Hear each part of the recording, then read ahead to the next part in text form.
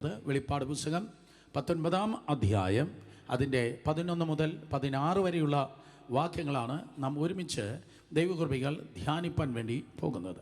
വെളിപ്പാട് പുസ്തകം 19-ാം അധ്യായം 11 മുതൽ 16 വരെയുള്ള വാക്യങ്ങൾ. സ്തോത്രം. വെളിപ്പാട് പുസ്തകം book of revelation chapter 19 versus 11 to 16. വെളിപ്പാട് പുസ്തകം 19-ാം അധ്യായം 11 മുതൽ 16 വരെ. കിട്ടിയെങ്കിൽ ആമേൻ പറയുക, ഇല്ലെങ്കിൽ ആ സ്ക്രീനിൽ നോക്കി ഷൗട്ട് ചെയ്ത് വായിച്ച്, ശബ്ദമുയർത്തി വായിച്ച്. അനന്തരം സ്വർഗം തുറന്നിരിക്കുന്നത് ഞാൻ കണ്ടു. ഒരു വെള്ളക്കുതിര പ്രത്യക്ഷമായി. അതിന്മേൽ ഇരിക്കുന്നവന് വിശ്വസ്തനും സത്യവാനും എന്ന പേർ. അവൻ നീതിയോടെ വിധിക്കുകയും പോരാടുകയും ചെയ്യുന്നു.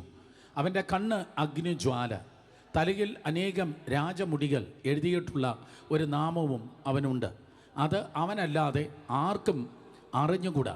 അവൻ രക്തം തളിച്ച ഉടുപ്പ് ധരിച്ചിരിക്കുന്നു. അവന് ദൈവവചനം എന്ന പേർ പറയുന്നു. 14-ാം വാക്യം.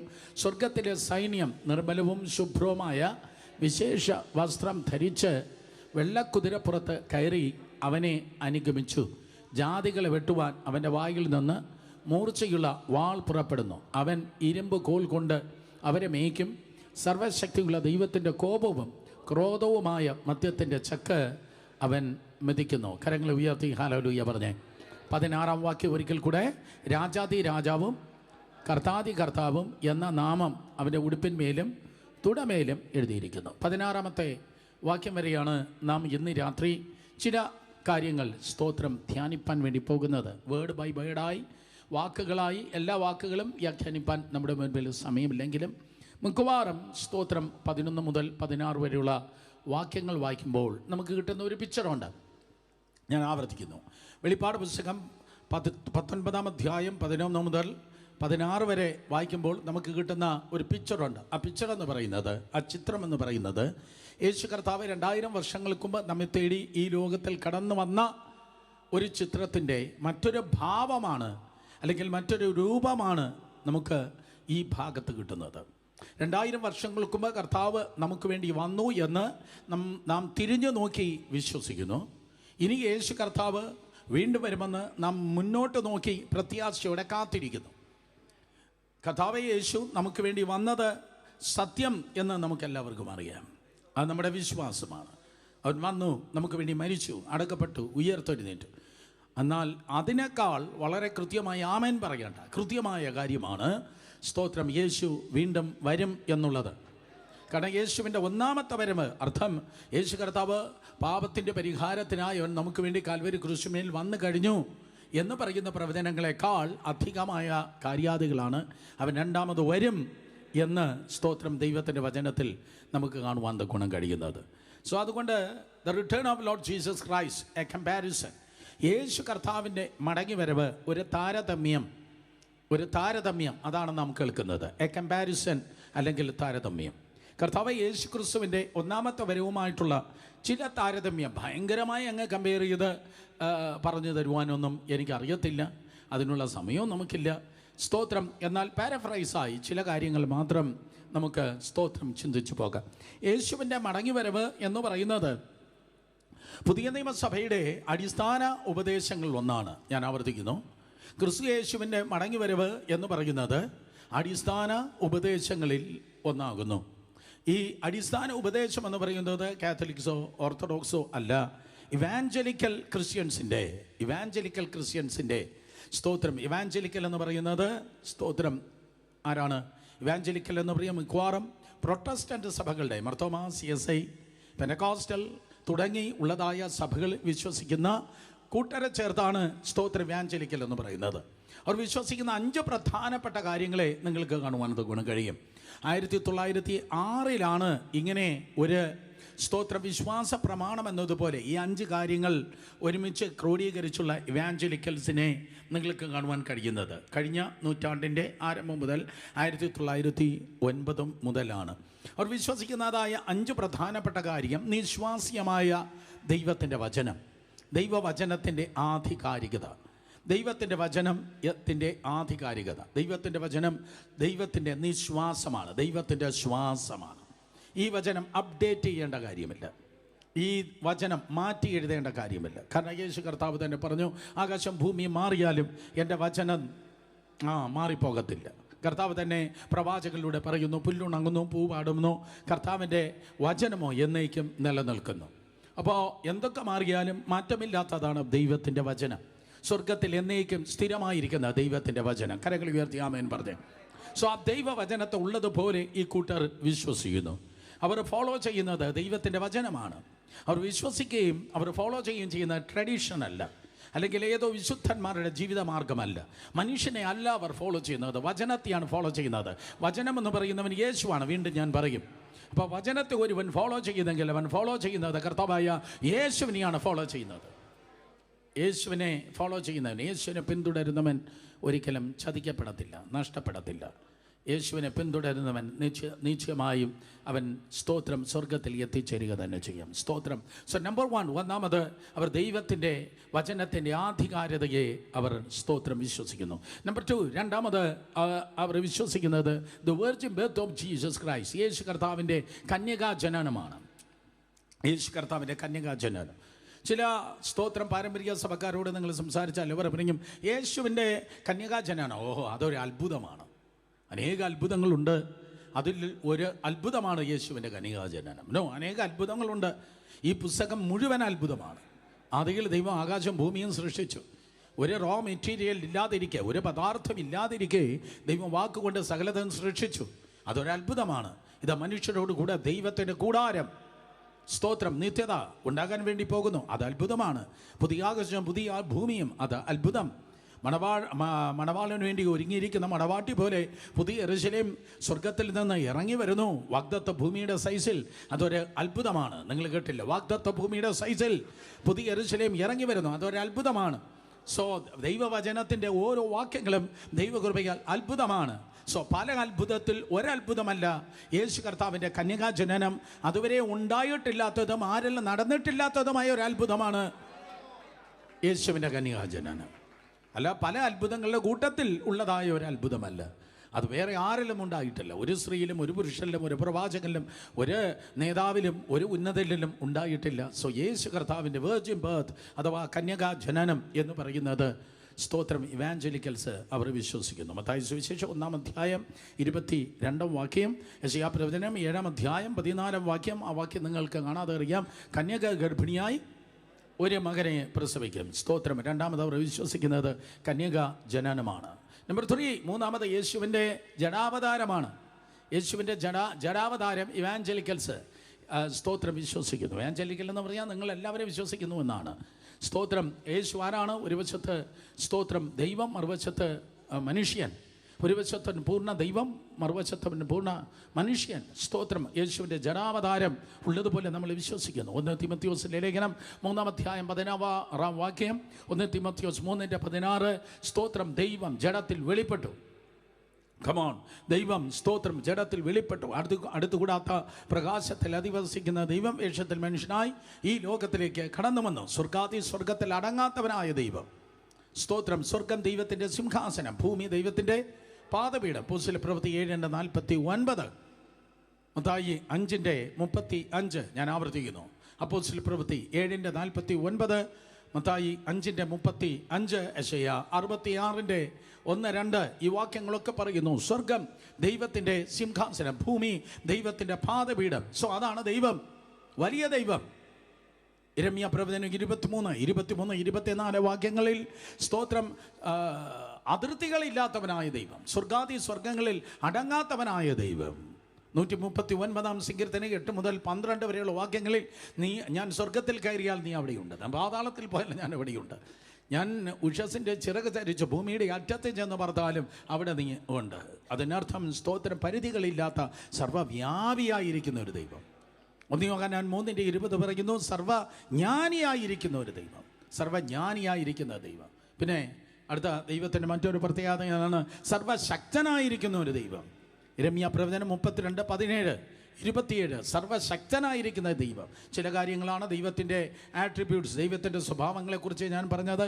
അവൻ പരിധികളില്ലാത്തവനാണ്, സ്വർഗത്തിൽ അടങ്ങാത്തവനാണ്, സർവ്വവ്യാപിയാണ്, സർവ്വജ്ഞാനിയാണ്, സർവശക്തനാണ്. ആ ദൈവം തന്നെത്താൻ ചുരുക്കി വേഷത്തിൽ മനുഷ്യനായി തന്നെത്താൻ ചുരുക്കി ഈ ലോകത്തിലേക്ക് കടന്നു വന്നു. സ്തോത്രം. ഫിലിപ്പിയർ 2:6 പറയുന്നു, സ്തോത്രം, അടിമ വേഷമെടുത്ത് അല്ലെങ്കിൽ ദാസരൂപമെടുത്ത വേഷത്തിൽ മനുഷ്യനായി യേശു ഈ ലോകത്തിൽ കടന്നു വന്നു. സോ ഈ ലോകത്തിൽ യേശു വന്നപ്പോൾ ഒരു വശത്ത് 100% ദൈവമാണ്. കൊലോസ്യർ 1:15 സ്തോത്രം, 100% ദൈവത്തിൻ്റെ അതേ രൂപം തന്നെയാണ്. മറുവശത്ത് അവൻ മനുഷ്യനുമാണ്. ഫിലിപ്പിയർ 2:6-7 ഒരിക്കൽ കൂടെ ഞാൻ പറയട്ടെ, മറുവശത്ത് അവൻ മനുഷ്യനുമാണ്. സോ ഇങ്ങനെ യേശുവിൻ്റെ ഡേറ്റി, യേശുവിൻ്റെ അതേ സ്തോത്രം ജഡാവതാരം ആര് വിശ്വസിക്കുന്നു? ഇവാഞ്ചലിക്കൽസ് വിശ്വസിക്കുന്നു. നാലാമത് അവർ വിശ്വസിക്കുന്നതായ ഒരു കാര്യം, ദ സബ്സ്റ്റിറ്റ്യൂഷണറി ഓഫ് അറ്റോണിമെൻറ്റ്. എനിക്ക് പകരമായി യേശു കർത്താവ് ക്രൂശിന്മേൽ മരിച്ചു, അടക്കപ്പെട്ടു, ഉയർത്തെഴുന്നേറ്റ് എനിക്ക് പകരക്കാരനായി തീർന്നു. യേശു കർത്താവ് എനിക്ക് പകരമായിട്ടാണ് ക്രൂശിന്മേൽ മരിച്ചത്. 2 കൊരിന്ത്യർ 5:21 പാപമില്ലാത്തവൻ എനിക്ക് വേണ്ടി പാപമായി, എനിക്ക് പകരമായി കർത്താവ് യേശു ക്രിസ്തു കൽവരി ക്രൂശിന്മേൽ മരിച്ച് അടക്കപ്പെട്ട് ഉയർത്തെഴുന്നേറ്റു. അത് വിശ്വസിക്കുന്നവർ കരങ്ങളെ ഉയർത്തിയാട്ടെ. അതാണ് ഇവാഞ്ചലിക്കൽസ്. സ്തോത്രം. അഞ്ചാമതായി the return of Lord Jesus Christ. യേശു കർത്താവിൻ്റെ മടങ്ങി വരവ് ഈ ഇവാഞ്ചലിക്കൽസ് അവർ വിശ്വസിക്കുന്നു. ഒരിക്കൽ കൂടെ ആവർത്തിക്കട്ടെ, ദൈവത്തിൻ്റെ വചനത്തെ അവർ ഉള്ളതുപോലെ ദൈവവചനമാണ്. സ്തോത്രം. അതിൻ്റെ ആധികാരികതയെ അവർ വിശ്വസിക്കുന്നു. യേശു കർത്താവിൻ്റെ കന്യകാ ജനനത്തെ വിശ്വസിക്കുന്നു. യേശുവിൻ്റെ ജഡ അവതാരത്തെ അവർ വിശ്വസിക്കുന്നു. യേശു കർത്താവ് എനിക്ക് പകരമായി കാൽവരി ക്രൂശിന്മേൽ മരിച്ചടക്കപ്പെട്ട് ഉയർത്തെഴുന്നേറ്റു എന്നവർ വിശ്വസിക്കുന്നു. അഞ്ചാമതായി അവർ വിശ്വസിക്കുന്ന അവരുടെ അടിസ്ഥാന ഉപദേശമാണ് കർത്താവ് യേശു ക്രിസ്തുവിൻ്റെ മടങ്ങി വരവ്. സോ അടിസ്ഥാനം മറഞ്ഞു പോയാൽ നീതിമാൻ എന്ത് ചെയ്യും എന്നതുപോലെ മടങ്ങി വരവ്, യേശുവിൻ്റെ പുനരാഗമനം എന്ന് പറയുന്നത് അടിസ്ഥാന ഉപദേശങ്ങളിൽ ഒന്നാണ്. സ്തോത്രം. എല്ലാ ദിവസങ്ങളും ധ്യാനിക്കുകയും ഏത് നിമിഷവും ഒരുങ്ങിയിരിക്കുകയും ചെയ്യേണ്ടതായ ഒരു കാര്യമാണ് കർത്താവ് യേശു ക്രിസ്തുവിൻ്റെ വരവിന് വേണ്ടി. ഞാൻ ആവർത്തിക്കുന്നു, മറ്റേതൊരു കാര്യത്തെക്കാൾ ഏറ്റവും വരിയായി നിങ്ങൾ ഒരുങ്ങേണ്ട കാര്യമാണ് സ്തോത്രം യേശുവിൻ്റെ മടങ്ങി വരവ്. വേറെ എന്തൊക്കെ നിങ്ങൾ നേടിയാലും, മുഴു ലോകം നേടിയെന്നിരിക്കട്ടെ, പക്ഷേ നിങ്ങളുടെ ആത്മാവിന് വേണ്ടി കരുതിയില്ലെങ്കിൽ നിങ്ങൾ നഷ്ടപ്പെട്ടു പോകും. സോ ഏത് നേരം നിങ്ങളെയും നിങ്ങളുടെ പ്രിയപ്പെട്ടവരെയും ചേർപ്പാൻ യേശു കർത്താവ് മടങ്ങി വരും. വർഷങ്ങൾക്ക് മുമ്പ് ഒരു മാതാവിനെ ഞാൻ കണ്ടു. അവർ ഇങ്ങനെയാണ് പറഞ്ഞത്, എൻ്റെ മൂത്ത മകൻ സ്തോത്രം വിശ്വാസിയല്ല, അതുകൊണ്ട് എല്ലാ ദിവസവും ഞാൻ ഇങ്ങനെ പ്രാർത്ഥിക്കാറുണ്ട്, കർത്താവേ അവൻ മാനസാന്തരപ്പെട്ട ദൈവകൃപയിൽ യഥാസ്ഥാനപ്പെട്ടിട്ട് മാത്രമേ നീ മടങ്ങി വരാവൂ. കാരണം സ്തോത്രം അങ്ങനെയാണെങ്കിൽ മാത്രമേ സ്വർഗത്തിൽ എൻ്റെ സന്തോഷം പൂർണ്ണമാകത്തുള്ളൂ. നിങ്ങൾ കേട്ടോ, സ്വർഗത്തിൽ എൻ്റെ സന്തോഷം എന്താകത്തുള്ളൂ? പൂർണ്ണമാകത്തുള്ളൂ. കാരണം ഞാൻ സ്വർഗത്തിൽ നിന്ന് സന്തോഷിക്കുമ്പോൾ എൻ്റെ മോൻ നരകത്തിൽ വീണു പോയാൽ, എൻ്റെ കുഞ്ഞ് നരകത്തിൽ കിടന്ന് സ്തോത്രം അവൻ നഷ്ടപ്പെട്ടു പോയാൽ എൻ്റെ സന്തോഷം പൂർണ്ണമാകണമെന്നില്ല. ഇവിടെ ഇരിക്കുന്ന ഓരോരുത്തർ ചിന്തിച്ചാട്ടെ, നിങ്ങളുടെ പ്രിയപ്പെട്ടവർ, നിങ്ങളുടെ പിള്ളേർ, നിങ്ങളുടെ സ്തോത്രം ഈ ലോകത്തിലെ രക്തബന്ധത്തിൽപ്പെട്ടവർ നിങ്ങളോടൊപ്പം സ്വർഗത്തിൽ വന്നില്ലെങ്കിൽ സ്തോത്രം അവരെക്കുറിച്ച് ഭാരം നിങ്ങൾക്കുണ്ടോ? അവർക്ക് വേണ്ടി പ്രാർത്ഥിക്കുന്നുണ്ടോ? അവരോട് സുവിശേഷം പറയുന്നുണ്ടോ? സ്നേഹത്തോടെ യേശു കർത്താവിനെ കുറിച്ച് പറഞ്ഞു കൊടുക്കുന്നുണ്ടോ? അപ്പം നിങ്ങൾക്കുണ്ടെങ്കിൽ അവർക്ക് നിങ്ങൾ കൊടുക്കും. ഒരിക്കൽ നിങ്ങൾക്ക് യേശു ഉണ്ടെങ്കിൽ നിങ്ങൾ അവർക്കും കൊടുക്കുന്നവരായിരിക്കും. അപ്പോൾ അടിസ്ഥാന ഉപദേശങ്ങളൊന്നാണ് യേശു കർത്താവിൻ്റെ മടങ്ങി വരവ് എന്ന് പറയുന്നത്.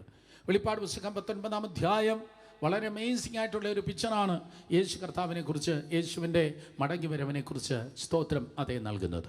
ഒരിക്കൽ കൂടെ ആ വാക്യം നമുക്ക് വായിക്കാമോ? വെളിപ്പാട് പുസ്തകം 19-ാം അധ്യായം അതിൻ്റെ 11-ാം വാക്യം വായിച്ചാട്ടെ. അനന്തരം സ്വർഗം തുറന്നിരിക്കുന്നതും ഞാൻ കണ്ടു, ഒരു വെള്ളക്കുതിര പ്രത്യക്ഷമായി. ഞാനൊരു പദം പറയട്ടെ. അനന്തരം സ്വർഗം തുറന്നിരിക്കുന്നത് കണ്ടു. ഈ സ്വർഗം ആദ്യം തുറന്നത് എവിടെയെന്നറിയോ? സ്വർഗം ആദ്യം തുറന്നത് എവിടെയാണ്? യോർദാൻ്റെ കരയിലാണ് സ്വർഗം തുറന്നത്. 2 പദങ്ങളാണ് അവിടെ നിങ്ങൾക്ക് കാണാൻ കഴിയുന്നത്. സ്വർഗം അവിടെ തുറക്കാൻ കാരണമായ രണ്ട് കാര്യങ്ങളാണ്. ഒന്ന് പ്രാർത്ഥന, മറ്റൊന്ന് അനുസരണം. ഞാൻ പറഞ്ഞ ഓർഡർ തെറ്റിപ്പോയി, ഐ എം സോറി. ഒന്ന് അനുസരിച്ചു, 2 പ്രാർത്ഥിച്ചു. അനുസരിക്കാതെ പ്രാർത്ഥിക്കുന്നവരുണ്ട്. ആ പ്രാർത്ഥന കൊണ്ട് ഒരു പ്രയോജനമില്ല. എന്തൊരു ശാന്തത! സ്തോത്രം. അനുസരിക്കാതെ പ്രാർത്ഥിക്കുന്നവരുണ്ട്. എങ്ങനെയെങ്കിലും പ്രാർത്ഥിച്ചത് കൊണ്ട് കാര്യമില്ല. ജീവിക്കേണ്ടതുപോലെ ജീവിച്ചിട്ട് വേണം പ്രാർത്ഥിക്കാൻ, ജീവിക്കേണ്ടതുപോലെ ജീവിച്ചിട്ട് വേണം ആരാധിക്കാൻ, ജീവിക്കേണ്ടതുപോലെ ജീവിച്ചിട്ട് വേണം സ്തോത്രം ദൈവത്തെ സ്തുതിക്കാൻ. സ്തോത്രം. അതുകൊണ്ട് എങ്ങനെയെങ്കിലും ജീവിച്ചാൽ പിന്നെ അങ്ങ് പ്രാർത്ഥിച്ചുകൊണ്ടാൽ മതി, പ്രാർത്ഥന കൊണ്ട് അങ്ങ് ശരിയാകും. നോ ഒന്നുമില്ല. ദൈവത്തിന് നിങ്ങളുടെ കുറച്ച് ശബ്ദമല്ല വേണ്ടിയത്, പ്രാർത്ഥനയുടെ ആരാധനയുടെ ശുശ്രൂഷയുടെ കുറച്ച് ശബ്ദമല്ല വേണ്ടിയത്, ദൈവത്തിന് നിങ്ങളുടെ ജീവിതമാണ് വേണ്ടിയത്. അകത്തെ കുഞ്ഞാമിയും കുശുമ്പും കുതികാൽ വെട്ടം വേറെ ജാതിയിൽപ്പെട്ടവനെ അംഗീകരിക്കുന്നില്ല, മറ്റ് അതേ വിഭാഗത്തിൽപ്പെട്ടവനെ ഉൾക്കൊള്ളുന്നില്ല. അങ്ങനെയുള്ളവർ കുറച്ച് ബഹളം കാണിച്ചത് കൊണ്ട് കർത്താവിന് ഒരിക്കലും സ്തോത്രം അതെ അങ്ങനെയുള്ളവരെ അയ്യോ ഉന്നത കുലജാതൻ എന്നൊന്നും കർത്താവ് പറയത്തില്ല. സ്തോത്രം. ക്രൈസ്തവർ കൃത്യമായി കേൾക്കണം. ചിലർ മാത്രം റോയൽ ബ്ലഡ് ഉള്ളവർ, ചിലർ മാത്രം ഉന്നത കുലജാതർ, മറ്റുള്ളവർ പറയനായാലും പൊലയനായാലും യേശു കർത്താവ് പറയും അവനും കൂടെയാണ് അതെ ഞാൻ കാൽവരി ക്രൂശിന്മേൽ മരിച്ചത്. ഹല്ലേലൂയ. അതുകൊണ്ട് നമ്മുടെ ജീവിതമില്ലാതെ കുറച്ച് ബഹളമുള്ളത് കൊണ്ട് ഒരിക്കലും രക്ഷപ്പെടാൻ കഴിയത്തില്ല. എന്നോട് ചിലർ പറയാറുണ്ട് സ്തോത്രം അല്ലെങ്കിൽ പറഞ്ഞിട്ടുണ്ട്, ഇപ്പോൾ പറയാറില്ല. എന്നോട് പറഞ്ഞാൽ നമ്മളെ സ്റ്റാൻഡേർഡിലുള്ള ഒരു 200 പേര് മാത്രം മതി. ക്രൈസ്റ്റ് സെൻ്ററിൽ നമ്മുടെ സ്റ്റാൻഡേർഡിലുള്ള ഒരു 200 പേര് മാത്രം മതി. അങ്ങനെയുള്ളവർ ദയവായി ഇവിടെയല്ല വരേണ്ടത്, അപ്പുറത്തുള്ളതായ ലയൺസ് ക്ലബ്ബിലാണ് പോകേണ്ടത്, അല്ലെങ്കിൽ ട്രിവാൻഡ്രം ക്ലബ്ബിലാണ് പോകേണ്ടത്. കാരണം ചർച്ച് എന്ന് പറയുന്നത് ക്ലബ്ബല്ല, ചർച്ച് എന്ന് പറയുന്നത് ക്രിസ്തുവിൻ്റെ ശരീരമാണ്. ഹല്ലേലൂയ. സ്റ്റാൻഡേർഡ് എന്താ നമ്മുടെ സ്റ്റാൻഡേർഡ്? നമ്മുടെ സ്റ്റാൻഡേർഡ് ഇതാണ് നമ്മുടെ സ്റ്റാൻഡേർഡ്. നിങ്ങൾ കണ്ടോ, ഇതാണ് നമ്മുടെ സ്റ്റാൻഡേർഡ്. ഈ സ്റ്റാൻഡേർഡ് പറയുന്നു വേർപാടിൻ്റെ നടിച്ചുവരനെ കർത്താവ് ഇടിച്ചു കളഞ്ഞെന്ന്. ഈ സ്റ്റാൻഡേർഡ് പറയുന്നു മുഴു ലോകത്തെ നേടാനാണ് യേശു കർത്താവ് കടന്നു വന്നത്. ഈ സ്റ്റാൻഡേർഡിൻ്റെ ബുക്ക് പറയുന്നു എല്ലാവരെയും കർത്താവ് ഒരുപോലെ സ്നേഹിക്കുന്നെന്ന്. അതില്ലാതെ നമ്മൾ മാത്രം എന്ന് ഇടുങ്ങിയ മെൻറ്റാലിറ്റിയോടെ ഇരിക്കുന്നവൻ ഒരിക്കലും ആത്മീയനല്ല, തനി ജഡീകനാണ്. സ്തോത്രം. അതെ, ജഡീകര ചേർപ്പാനല്ല കർത്താവ് കടന്നു വരുന്നത്, ആത്മീയരാണ്. സഭയിൽ ഇരിക്കുന്നവർ ജഡീകരല്ല.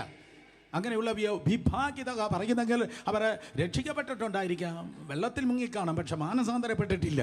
അവരിന്നും ചലിക്കുന്നത് ആത്മാവിലല്ല, ഇന്നും ചലിക്കുന്നത് അവർ ജഡത്തിലാണ്. ഇന്ന് വരെ യാക്കോബാണ്, അവർ ഇസ്രായേൽ ആയിട്ടില്ല. ഇന്നും വരെ അബ്രാമാണ്, അബ്രഹാമായിട്ടില്ല. സ്തോത്രം. അതുകൊണ്ട് ദൈവത്തിൻ്റെ സഭയിൽ സ്വർഗം തുറക്കപ്പെട്ടു. അതാണ് നമ്മൾ പറഞ്ഞു തുടങ്ങിയത്. യേശു കർത്താവ് യോഹന്നാൻ സ്നാപകനോട് പറഞ്ഞു ഇപ്പോൾ സമ്മതിക്കുക. ശബ്ദം ഉയർത്തി പറഞ്ഞാട്ടെ, എന്താണ് ഇപ്പോൾ സമ്മതിക്കുക? യോഹന്നാൻ സമ്മതിച്ചോ? ആരും മിണ്ടുന്നില്ല. എൻ്റെ ദൈവമേ, നിങ്ങൾക്ക് എന്നോട് ഇത്രയും വിരോധമുണ്ട് അത് പറഞ്ഞപ്പോൾ. സ്തോത്രം. ഇപ്പോൾ സമ്മതിക്കുക. യോഹന്നാൻ സമ്മതിച്ചോ? സമ്മതിച്ചു. ഒന്ന് പറ. സമ്മതിച്ചോ? സമ്മതിച്ചു. അപ്പോൾ അനുസരിച്ചു കഴിഞ്ഞിട്ട് പ്രാർത്ഥിച്ചു. ചെയ്യേണ്ടത് ചെയ്തിട്ട് പ്രാർത്ഥിച്ചു. ചെയ്യാതെ പ്രാർത്ഥിച്ചാൽ ആ പ്രാർത്ഥനയ്ക്ക് മറുപടിയില്ല. സ്തോത്രം. വർഷങ്ങൾ പ്രാർത്ഥിക്കുന്നു, പ്രാർത്ഥനയ്ക്ക് മറുപടി വരുന്നില്ലെങ്കിൽ ദയവായി ചെക്ക് ചെയ്യണം. ചെയ്യേണ്ടത് ചെയ്തിട്ടാണോ പ്രാർത്ഥിക്കുന്നത്? അപ്പോൾ ചെയ്യേണ്ടത് ചെയ്തിട്ട് പ്രാർത്ഥിച്ചപ്പോൾ സ്വർഗം തുറക്കപ്പെട്ടു. അന്ന് സ്വർഗം തുറന്നതാണ്. സ്തോത്രം. ഇപ്പോൾ ഇതാ വീണ്ടും കാണുന്നു. ലൂക്കോസ് 3:21-22 സ്വർഗം തുറക്കപ്പെട്ടതുപോലെ വെളിപ്പാട് 19:11 സ്വർഗം തുറക്കപ്പെട്ടു. ഒരു വെളുത്ത കുതിര പ്രത്യക്ഷമായി. യോഹന്നാൻ്റെ നാളിൽ, അല്ലെങ്കിൽ വെളിപ്പാട് പുസ്തകത്തിൻ്റെ നാളിൽ, അല്ലെങ്കിൽ 2000 വർഷങ്ങൾക്ക് മുമ്പ് വെളുത്ത കുതിരയ്ക്ക് വളരെ പ്രാധാന്യമുണ്ട്. ഒരു വെളുത്ത കുതിര പ്രത്യക്ഷപ്പെട്ടു. എന്താ വെളുത്ത കുതിരയുടെ പ്രത്യേകത എന്ന് പറയുന്നത്?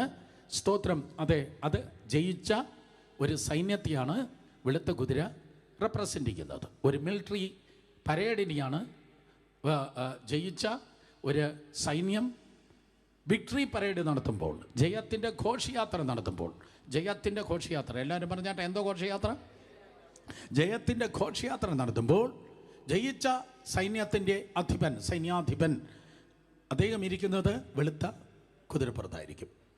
ഇത് എഴുതുമ്പോൾ സ്തോത്രം റോമ പട്ടണത്തെ പലർക്ക് ഓർമ്മ വരുമായിരിക്കും. അല്ലെങ്കിൽ അതുപോലെയുള്ള രാജ്യങ്ങളെ തലസ്ഥാനം അവർക്ക് സ്തോത്രം ഓർമ്മ വരുമായിരിക്കും. പ്രവിശ്യകളെ, രാജ്യങ്ങളെ അവർ ആക്രമിച്ച് അവിടുത്തെ രാജാവിനെ കൊന്ന് അല്ലെങ്കിൽ ജീവനോട് പിടിച്ച് ആ സൈന്യത്തെ സ്തോത്രം അടിമകളാക്കി, അവരെ നഗ്നരാക്കി, അവരെ കൊലക്കളത്തിലേക്ക് ഇതാ നയിക്കും. ഏറ്റവും മുന്നിൽ സ്തോത്രം സൈന്യാധിപൻ കടന്നു പോകുന്നത് വെള്ള കുതിരയുടെ പുറത്താണ്. ഇവിടെ ഇതാ 2000 വർഷങ്ങൾക്ക് മുമ്പ് മരണത്തെ ജയിച്ചവൻ, പാതാളത്തെ ജയിച്ചവൻ, സാത്താനെ ജയിച്ചവൻ, ലോകത്തെ ജയിച്ചവൻ. ആ ലിസ്റ്റ് അങ്ങനെ നീണ്ടുപോകുന്നു. എന്തൊക്കെ പറഞ്ഞാലും സകലത്തെ ജയിച്ചവൻ സ്തോത്രം ഈ വെളുത്ത കുതിരപ്പുറത്ത് ഇരിക്കുകയാണ്. യേശുവിൻ്റെ ഏറ്റവും വലിയ പ്രത്യേകത, ചിലതിൽ യേശു തോറ്റു, ചിലതിൽ ജയിച്ചു എന്ന് നിങ്ങൾക്കൊരിക്കലും കാണുവാൻ കഴിയത്തില്ല. എല്ലാറ്റിലും യേശു കർത്താവ് ജയിക്കുകയുണ്ടാകും. നിങ്ങൾ കേട്ടില്ല, യേശു എല്ലാറ്റിലും ജയിച്ചെങ്കിൽ ആ യേശുമായി കണക്ട് ചെയ്ത് ജീവിക്കുന്ന അവൻ്റെ ജനത്തിന് ചിലതിൽ തോറ്റ് ചിലതിൽ ജയിക്കത്തില്ല. എല്ലാ വിഷയത്തിലും നിങ്ങൾക്ക് ജയമുണ്ട്. ചില ഏരിയകൾ തോറ്റ് കിടക്കട്ടെ, ചിലതിൽ മാത്രം ജയിക്കാം. നോ, കർത്താവ് യേശു ക്രിസ്തു മുഖാന്തരം നമുക്ക് ജയം നൽകുന്ന ദൈവത്തിന് സ്തോത്രം. വാക്യം എവിടെ എഴുതിയിരിക്കുന്നു? 1 കൊരിന്ത്യർ 15:57. സ്തോത്രം. എല്ലാറ്റിന്മേലും നിങ്ങൾക്ക് ജയമുണ്ട്. റോമർ 8:37 പറയുന്നു, V are more than conquers. നമ്മൾ ക്രിസ്തു യേശുവിൽ പൂർണ്ണ ജയം പ്രാപിക്കുന്നവർ. അത് അണ്ടർലൈൻ ചെയ്യും. പൂർണ്ണ ജയം, പൂർണ്ണ ജയം. നമുക്ക് ഭാഗിക ജയമല്ല ഉള്ളത്. ശബ്ദമുയർത്തി പറഞ്ഞാട്ടെ, എന്താണ്? പൂർണ്ണ ജയമാണ്. ഒരിക്കൽ കൂടെ നന്നായി കേട്ടില്ലല്ലോ, എല്ലാവരും പറഞ്ഞേ പൂർണ്ണ ജയം. അപ്പോൾ ഒന്നിൽ തോറ്റ് വേറെ ചിലതിൽ മാത്രം ജയിക്കുന്നതല്ല, പൂർണ്ണ ജയം. അതാണ് 2 കൊരിന്ത്യർ ലേഖനം 2:14. ഈ മിലിറ്ററി പരേഡിനെ കുറിച്ച് തന്നെയാണ് പൗലോസ് എഴുതിയിരിക്കുന്നത്. 2 കൊരിന്ത്യർ 2:14, ക്രിസ്തുവിൽ നമ്മെ ജയോത്സവമായി നടത്തുകയും എല്ലായിടത്തും ഞങ്ങളെക്കൊണ്ട് തൻ്റെ പരിജ്ഞാനത്തിൻ്റെ വാസന വെളിപ്പെടുത്തുകയും ചെയ്യുന്ന ദൈവത്തിന് സ്തോത്രം. ക്രിസ്തുവിൽ ഞങ്ങളെ എപ്പോഴും ജയോത്സവമായി നടത്തുക. അപ്പോൾ എല്ലാറ്റിലും ജയമുണ്ട്, എപ്പോഴും ജയമുണ്ട്. എല്ലാറ്റിലും ജയമുണ്ട്, എപ്പോഴും ജയമുണ്ട്. എല്ലാറ്റിലും ജയമുണ്ട്, പറ, എപ്പോഴും ജയമുണ്ട്. പരാജയം എന്ന് പറയുന്ന ഒരിക്കലും മിണ്ടിപ്പോകല്, ഒരിക്കലും ചിന്തിക്കല്, പരാജയത്തിന് വേണ്ടി ജീവിക്കല്.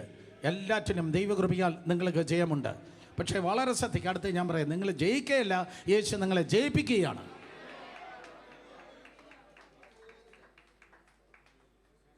നിങ്ങൾ എവിടെയെങ്കിലും ജയിച്ചു എന്ന് നിങ്ങൾക്ക് തോന്നുന്നെങ്കിൽ നിങ്ങൾ തോൽക്കേണ്ടവരായിരുന്നു. സ്തോത്രം. പക്ഷെ കൃപയാൽ കർത്താവ് നിങ്ങളെ ജയിപ്പിച്ചതാണ്. അതുകൊണ്ട് എല്ലായിടത്തും എല്ലായ്പ്പോഴും ക്രിസ്തുവിൽ നമ്മെ വിക്ടറി പരേഡ്, അതാണ് ഇവിടെ എഴുതിയിരിക്കുന്നത്. ആ വിക്ടറി, ജയോത്സവം എന്ന് പറയുന്ന വിക്ടറി പരേഡാണ്.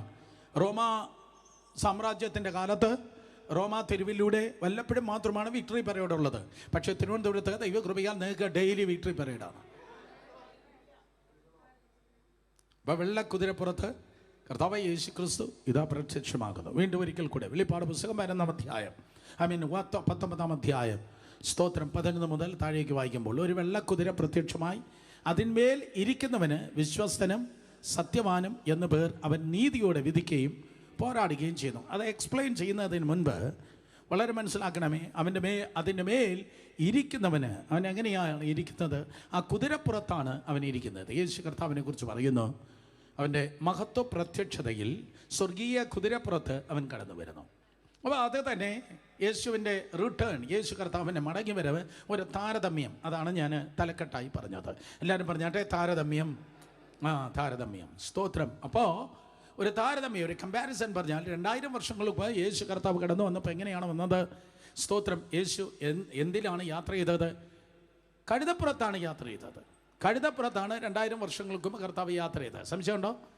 സഖറിയ പ്രവചനം 9-ാം അധ്യായം 9-ാം വാക്യം വായിക്കുമ്പോൾ, താഴ്മയുടെ കഴുതപ്പുറത്താണ് കർത്താവ് യാത്ര ചെയ്തത്. ഹോശന്ന ഞായറാഴ്ച, സ്തോത്രം, യെരൂശലേം പട്ടണത്തിലേക്ക് കർത്താവ് കടന്നു വന്നപ്പോൾ താഴ്മയോടെ എങ്ങനെയാണ് കടന്നു വന്നത്?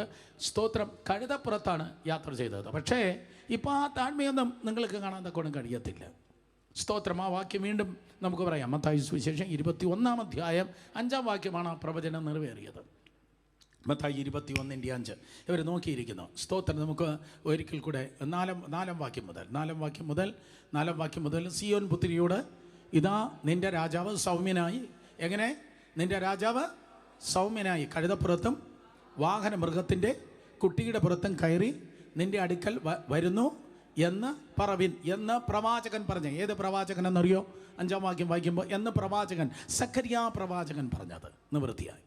സഖറിയ 9:9 വായിക്കുമ്പോൾ ഇതേ വാക്യം തന്നെ നിങ്ങൾക്ക് കാണുവാൻ കൊണ്ട് കഴിയും. അപ്പോൾ സൗമ്യതയോടെ കർത്താവായ യേശു ക്രിസ്തു സൗമ്യതയോടെ, സ്തോത്രം, അത് എങ്ങനെയാണ്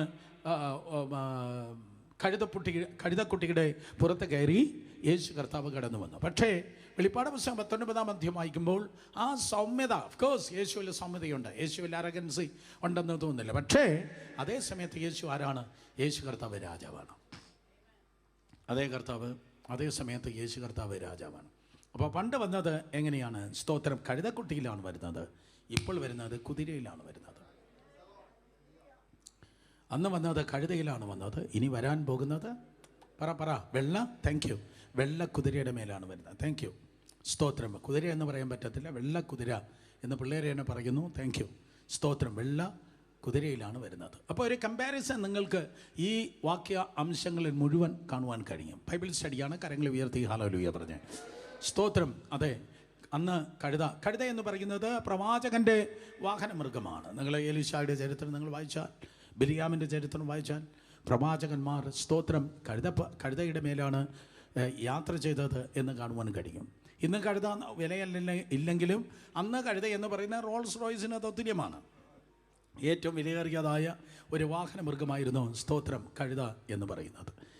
ഹല്ലേലൂയ, സ്തോത്രം. എന്നാൽ ഇനി യേശു കർത്താവ് കടന്നു വരുന്നത് കുതിരപ്പുറത്താണ് വരുന്നത്. അപ്പോൾ ഈ ഒന്നാമത്തെ വരവും രണ്ടാമത്തെ വരവും തമ്മിൽ ഭയങ്കര വ്യത്യാസമുണ്ട്.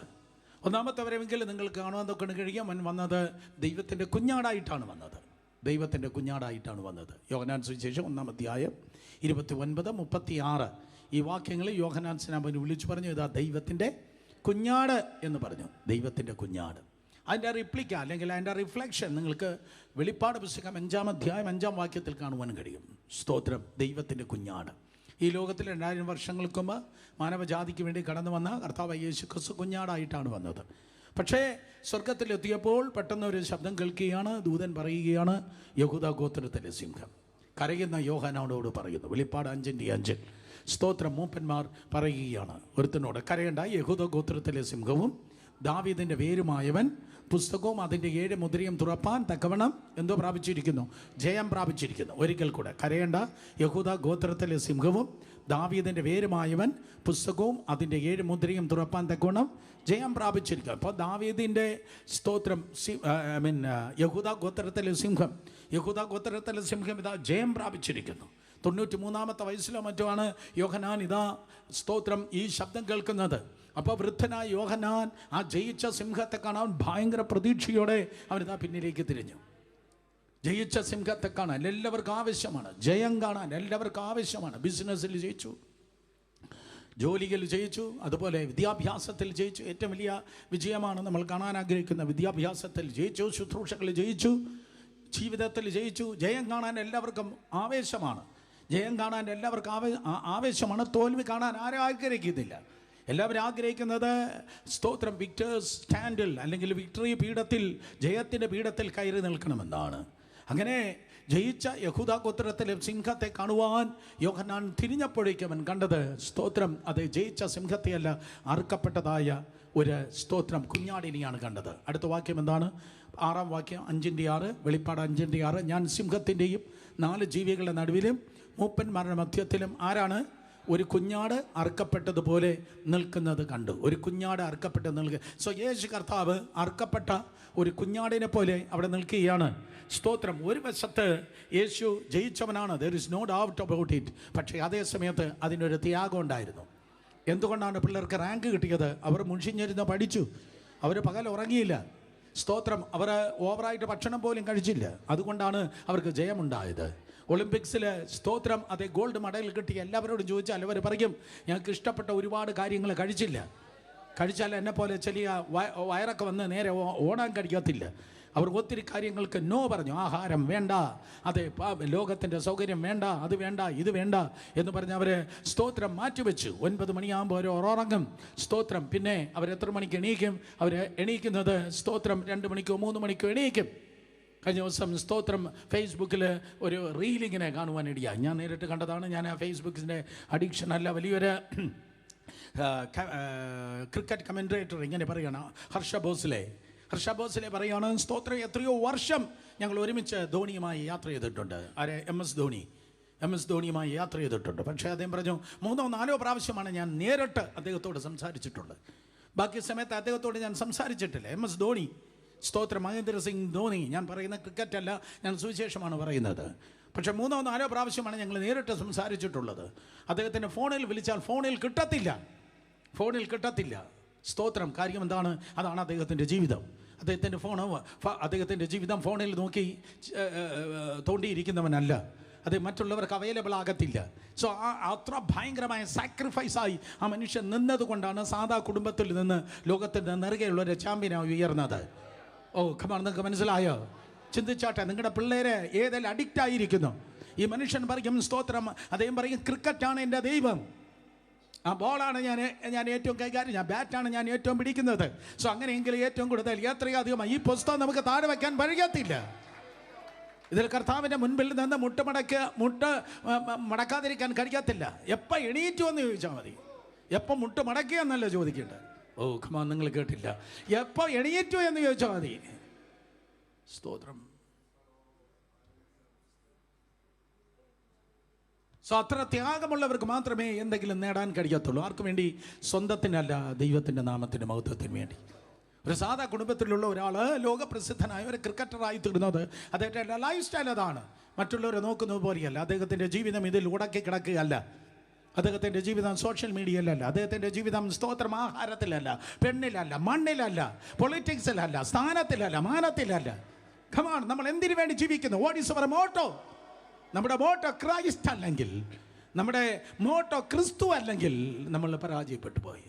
നമ്മുടെ സിസ്റ്റം ഡാമായി പോയി. ചിലരോട് ചോദിക്കും, എന്തിനു ജീവിക്കുന്നു? ശുശ്രൂഷിക്കാൻ ജീവിക്കുന്നു. ശുശ്രൂഷയല്ല നിന്നെ ഭരിക്കേണ്ടത്. മൈക്കല്ല നിനക്ക് വേണ്ടിയത്. പ്ലാറ്റ്ഫോം അല്ല നിനക്ക് വേണ്ടിയത്. കോൺഫറൻസ് അല്ല നിനക്ക് വേണ്ടിയത്. നിനക്ക് വേണ്ടി യേശുവാണ് വേണ്ടിയത്. നിനക്ക് വേണ്ടിയത് യേശുവാണ് വേണ്ടിയത്. 99% ആൾക്കാർക്ക് യേശുവില്ല. യേശുവില്ലാത്ത ശുശ്രൂഷ, യേശുവില്ലാത്ത ജീവിതം. പേരിൽ ക്രിസ്ത്യാനിയാണ്, പേരിൽ പാസ്റ്ററാണ്, പേരിൽ പ്രാസംഗികനാണ്. ആ പാപികളെ ഞാൻ ഒന്നാമനെ കൂട്ടിക്കോ. നിങ്ങൾ മിണ്ടുന്നില്ല, ആരൊക്കെയോ തുറച്ചു നോക്കുന്നു. ബിൽഡിംഗ് ഫണ്ട് കൊടുക്കാൻ മറക്കല്ല. എന്നെ നിങ്ങനെ തുറച്ചു നോക്കുന്നതിന് കുഴപ്പമില്ല. സ്തോത്രം. പക്ഷേ അതെ, പേരിലുണ്ട്. പേരല്ല ആവശ്യം, പ്രവൃത്തിയാണ് ആവശ്യം. ഞാൻ നിങ്ങളെ വീണ്ടും ഷോക്ക് ചെയ്യാം. നിങ്ങളെ ഷോക്കിങ്ങിലേക്ക് കൊണ്ടുപോകാൻ ഞാൻ ഒരുങ്ങിയിരുന്നു. സ്തോത്രം. അതെ, പേരല്ല, പ്രവൃത്തിയാണ് വലുത്. പേര്, സ്തോത്രം, പേര്. അതെ, ദൈവദാസൻ എന്നുള്ള പേര്, വിശ്വാസി എന്ന പേര്. പക്ഷെ പ്രവൃത്തിയാണ് വലുത്. എത്ര പേര് ബറബാസിനെ കുറിച്ച് കേട്ടിട്ടുണ്ട്? ബറബാസ് കേട്ടിട്ടുള്ളവർ കരങ്ങളിൽ ഉയർത്തിയിട്ട് ബറബാസ്. എല്ലാവർക്കും അറിയാം ബറബാസ്.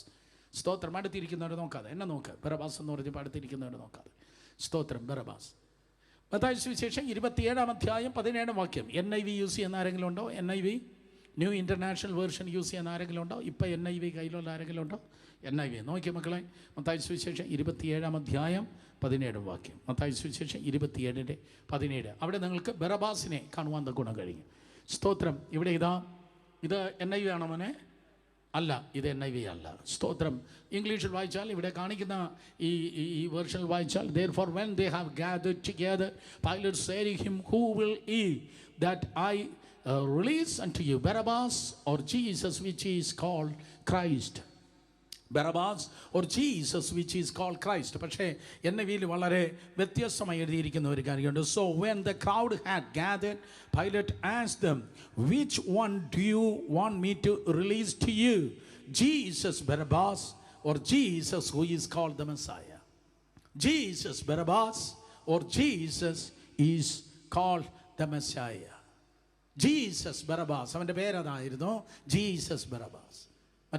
മറ്റേ ബന്ധിക്കപ്പെട്ട് നിൽക്കുന്ന ആളുടെ പേര്, സ്തോത്രം, ജീസസ് കോൾഡ് ദ മെസ്സായ. മെസ്സിഹയാകുന്ന യേശുവിനെ ഞാൻ റിലീസ് ചെയ്യണോ? അതാ സ്തോത്രം, യേശു ബറബാസിനെ റിലീസ് ചെയ്യണം. അപ്പോൾ രണ്ടുപേരുടെ പേര് ഒന്നാണ്. നിങ്ങൾക്ക് ഇതുവരെ അറിയത്തില്ലെങ്കിൽ NIV-യിൽ അതിൻ്റെ എക്സ്പ്ലനേഷൻ നിങ്ങൾ ഗൂഗിൾ ചെയ്താൽ, അല്ലെങ്കിൽ സ്തോത്രം ബൈബിൾ ഡിക്ഷണറികൾ നോക്കിയാൽ, കമൻട്രികൾ നോക്കിയാൽ, മറക്കല്ല വാക്യം മത്തായി 27:17 പറഞ്ഞാട്ടെ. എന്താണ് മത്തായി 27? മാത്യു 27:17 നിങ്ങൾ വീട്ടിൽ പോയി സ്തോത്രം NIV-യുടെ എക്സ്പ്ലനേഷൻ നിങ്ങൾ വായിക്കിയാൽ, ഓൾഡ് ഗ്രീക്ക് മാനുസ്ക്രിപ്റ്റ് അനുസരിച്ച്, ഓൾഡ് ഗ്രീക്ക് മാനുസ്ക്രിപ്റ്റ് എന്ന് പറഞ്ഞാൽ പഴയ കയ്യെഴുത്ത് പ്രതികൾ അനുസരിച്ച് NIV-യിൽ എഴുതിയിരിക്കുന്ന, ന്യൂ ഇൻ്റർനാഷണൽ വേർഷനിൽ എഴുതിയിരിക്കുന്നത് ബറബാസ് എന്ന സ്തോത്രം മനുഷ്യൻ്റെ ഫസ്റ്റ് നെയിമാണ്. എൻ്റെ പേര് first name Suresh, second name Babu. Babu എന്നുള്ളത് കൊണ്ടാണ് സുജിത് ബാബു എന്ന് എൻ്റെ ബ്രദറിൻ്റെ പേര് വന്നത്. അത് ബാബു, സ്തോത്രം, അത് ഫാമിലി നെയിം എന്ന് വേണമെങ്കിൽ പറയാം. സോ ഫസ്റ്റ് നെയിം എന്ന് പറയുന്നത് സുരേഷ് എന്നാണ്. എന്ന് പറയുന്നത് ബറബാസ് എന്നത് അദ്ദേഹത്തിൻ്റെ ഫാമിലി നെയിമാണ്. അദ്ദേഹത്തിൻ്റെ ഗിവൺ നെയിം എന്ന് പറയുന്നത്, അദ്ദേഹത്തിൻ്റെ പേരെന്ന് പറയുന്നത് ജീസസ് ബറബാസ്. ഇതാണ് ആ മനുഷ്യൻ്റെ ഫുൾ നെയിം. യേശു ബറബാസ്, അതാണ് ആ മനുഷ്യൻ്റെ ഫുൾ നെയിം. നിങ്ങൾ കിട്ടില്ല, ആ കള്ളൻ്റെ, ആ കൊലപാതകിയുടെ, ആ കൊള്ളക്കാരൻ്റെ പേര് യേശു ബറബാസ് എന്നാണ്. യേശു ബറബാസ് എന്നാണ്. മറ്റേ ആളിൻ്റെ പേര് ജീസസ് ക്രൈസ്റ്റ്, അല്ലെങ്കിൽ ജീസസ് മെസ്സായ. അതാണ് പിലാത്തോസ് ചോദിച്ചത്. യേശു മെശിഹായെയാണോ നിങ്ങൾക്ക് വിട്ടുതരേണ്ടത്? അല്ല, യേശു ബറബാസ് ആണോ വിട്ടുതരേണ്ടത്? ബറബാസ് എന്ന പദത്തിന് അർത്ഥം 2 വാക്കുകൾ തമ്മിലുള്ള കോമ്പിനേഷനാണ്. ബർ എന്ന് നിങ്ങൾ കേട്ടിട്ടുണ്ട്. ബർയോനാ ശിമോനെ എന്ന് പറഞ്ഞാൽ ശിമോൻ, സ്തോത്രം, യോഹന്നാൻ്റെ മകനായ ശിമോനെ. ബർയോനാ ശിമോനെ. ബർ എന്ന് പറഞ്ഞാൽ സ്തോത്രം, ഇന്നവൻ്റെ മകൻ. ബർ യോനാ ശിമോൻ, യോഹന്നാൻ്റെ മകൻ. സോ ബർ എന്ന് പറഞ്ഞാൽ ഇന്നവൻ്റെ മകൻ. ബർബാസ്, അബാ എന്ന് പറഞ്ഞാൽ പിതാവിൻ്റെ മകനെ. യേശു എന്ന പിതാവിൻ്റെ മകൻ. അതാണ് ബറബാസ്. യേശു എന്ന പിതാവിൻ്റെ മകൻ. മനസ്സിലാക്കുന്നത് നിങ്ങൾക്ക്? യേശു എന്ന പിതാവിൻ്റെ മകൻ. പേര് കറക്റ്റാ, പേര് കറക്റ്റാ. അപ്പൻ്റെ മോനെ. സ്തോത്രം. യേശു എന്ന അപ്പൻ്റെ മോനെ എന്നാണ് അർത്ഥം. പേര് കറക്റ്റാ, യേശു എന്ന അപ്പൻ്റെ മോനെ. പക്ഷെ പ്രവൃത്തി കൊലപാതകമാണ്, പ്രവൃത്തി കൊള്ളക്കാരനാ. പേര് കറക്റ്റാ. ഇരിക്കുന്നത് പള്ളിയിലാ, പക്ഷെ കയ്യിലിരിപ്പ് മുഴുവൻ മോശമാണ്. ഇരിക്കുന്നത് പള്ളിയിലാ. സ്തോത്രം. ഏത് പാട്ടും പാടും, ഏത് ചാട്ടവും ചാടും, ഏത് വാക്കും പറയും. കൈയടിക്കണോ? മുന്നിലുണ്ട്. അന്യഭാഷ പറയണോ? കീജായ് മുന്നിലുണ്ട്. ഞങ്ങളെ തോൽപ്പിക്കാൻ വേറെ ആരുമില്ല. പക്ഷേ യേശു വരുന്നു. ശബ്ദമിടുന്നവരെ ചേർക്കാനല്ല, അലങ്കോ സ്തോത്രം. അതെ അതെ അതെ എന്തുവാ ബഹളമുണ്ടാക്കുന്നവരെ ചേർക്കാനല്ല, ജീവിതമുള്ളവരെ ചേർപ്പാൻ യേശു കർത്താവ് കടന്നു വരുന്നു. പേരുണ്ട്, പ്രവൃത്തിയില്ല. പേരുണ്ട്, പ്രവൃത്തിയില്ല. സോ അതുകൊണ്ട് ബറബാസ് എന്ന് പറയുമ്പോൾ ചെറിയൊരു കാര്യമല്ല. അപ്പൻ്റെ മകൻ എന്നാണ് ബറബാസ്. അവൻ്റെ ഫസ്റ്റ് നെയിം, ഗിവൻ നെയിം എന്ന് പറയുന്നത് സ്തോത്രം യേശു എന്നാണ്. സെയിം സ്തോത്രം പേരുള്ളവനാണ്. അവനെ ഒരു പകരക്കാരനായിട്ടാണ് കർത്താവ് ജനിച്ചത്. സോ ഇന്നൊരു താരതമ്യത്തിൻ്റെ പഠനമാണല്ലോ. സ്തോത്രം. യേശു കർത്താവ് ഈ ലോകത്തിൽ 2000 വർഷങ്ങൾക്ക് മുമ്പ് താരതമ്യം ചെയ്താൽ സ്തോത്രം കഴുതപ്പുറത്ത് വന്നു. ഇനി വരാൻ പോകുന്നത് കുതിരപ്പുറത്ത് വരുവാൻ വേണ്ടി പോകുന്നു. അന്ന് വന്നത് സൗമ്യതയോടെ വന്നു, ദാസനായി സൗമ്യതയോടെ വന്നു. പക്ഷേ ഇനി വരുമ്പോൾ സൗമ്യതയോടെയല്ല, അവൻ രാജാവായി അധികാരം എൻ്റെ മുഖത്ത്. ആ സ്തോത്രം എൻ്റെ ശരീരത്തിൽ, ശരീരഭാഷയിൽ ആ അധികാരം നമുക്ക് കാണുവാൻ കൂടെ കഴിയും. സ്തോത്രം. ഓക്കെ. പക്ഷേ അന്നത്തെ സ്വഭാവം യേശുവിന് ഇന്നുമുണ്ട്. അന്നത്തെ ആ സ്വഭാവം സ്തോത്രം ഇന്ന് യേശുവിന് ഇന്നുമുണ്ട്. യേശുവിൻ്റെ സ്വഭാവം മാറുന്നില്ല. സ്ഥാനം കിട്ടിയെന്ന് വെച്ച് യേശുവിൻ്റെ സ്വഭാവം മാറുന്നില്ല. യെസ്. ക്രൂശായാലും യേശു വിശ്വസ്തനും സത്യവാനുമാണ്. കമോൺ മക്കളെ. സിംഹാസനത്തിലിരുന്നാലും യേശു വിശ്വസ്തനും സത്യവാനുമാണ്. അതാണ് അവൻ്റെ വ്യക്തിത്വത്തിൻ്റെ ഏറ്റവും വലിയ മഹത്വം. അവൻ ക്രൂശിൽ കിടന്നപ്പോഴും വിശ്വസ്തനും സത്യവാനുമായിരുന്നു. ആരെങ്കിലും സ്വന്തം പറയുമെന്ന് വിചാരിച്ചു. ക്രൂശിൽ കിടന്നപ്പോഴും അവൻ വിശ്വസ്തനും സത്യവാനുമായിരുന്നു. സിംഹാസനം കിട്ടിയപ്പോഴും അവൻ വിശ്വസ്തനും സത്യവാനുമായിരുന്നു. നമുക്കുള്ള ഏറ്റവും വലിയ കുഴപ്പം, നമുക്ക് എന്തെങ്കിലും ഒന്നായാൽ പോയി, സംഭവം പോയി. സ്തോത്രം. വർഷങ്ങൾക്ക് മുമ്പ് ഒരു സ്ഥലത്ത്, നെടുമങ്ങാടിനടുത്താണ്, ആ സ്ഥലത്തിൻ്റെ പേര് പാലോടെന്ന് പറയാതിരിക്കാൻ ഞാൻ മാക്സിമം നോക്കാം. ഒരു വലിയൊരു യൂണിയൻ കൺവെൻഷൻ നടക്കുകയായിരുന്നു. ആ മീറ്റിങ്ങിന് ഞാൻ പോകുമ്പോൾ ഒരു പാസ്റ്റർ അധ്യക്ഷനായിട്ടുണ്ടായിരുന്നു. പുള്ളി എനിക്ക് വർഷങ്ങളായിട്ടറിയാം. പക്ഷെ അന്ന് കണ്ടപ്പോൾ ആകപ്പാടെ ഒരു വല്ലാത്ത മാറ്റം. കാർമേഘം തൻ്റെ മുഖത്തിങ്ങനെ കെട്ടി നിൽക്കുന്നു. വന്നല്ലോ. അങ്ങനെ കുലുങ്ങാത്ത പർവ്വതം പോലെ ഇങ്ങനെ ഇരിക്കുകയാണ്. അപ്പോൾ എനിക്ക് മനസ്സിലായി, ഈ മനുഷ്യൻ എന്നെ മനസ്സിലായില്ലയോ. ഒരു 10 മിനിറ്റ് കഴിഞ്ഞപ്പോൾ അദ്ദേഹം ഇങ്ങനെ ചോദിച്ചു, ഞാൻ സെൻട്രൽ പാസ്റ്റർ ആയത് അറിഞ്ഞില്ല അല്ലേ?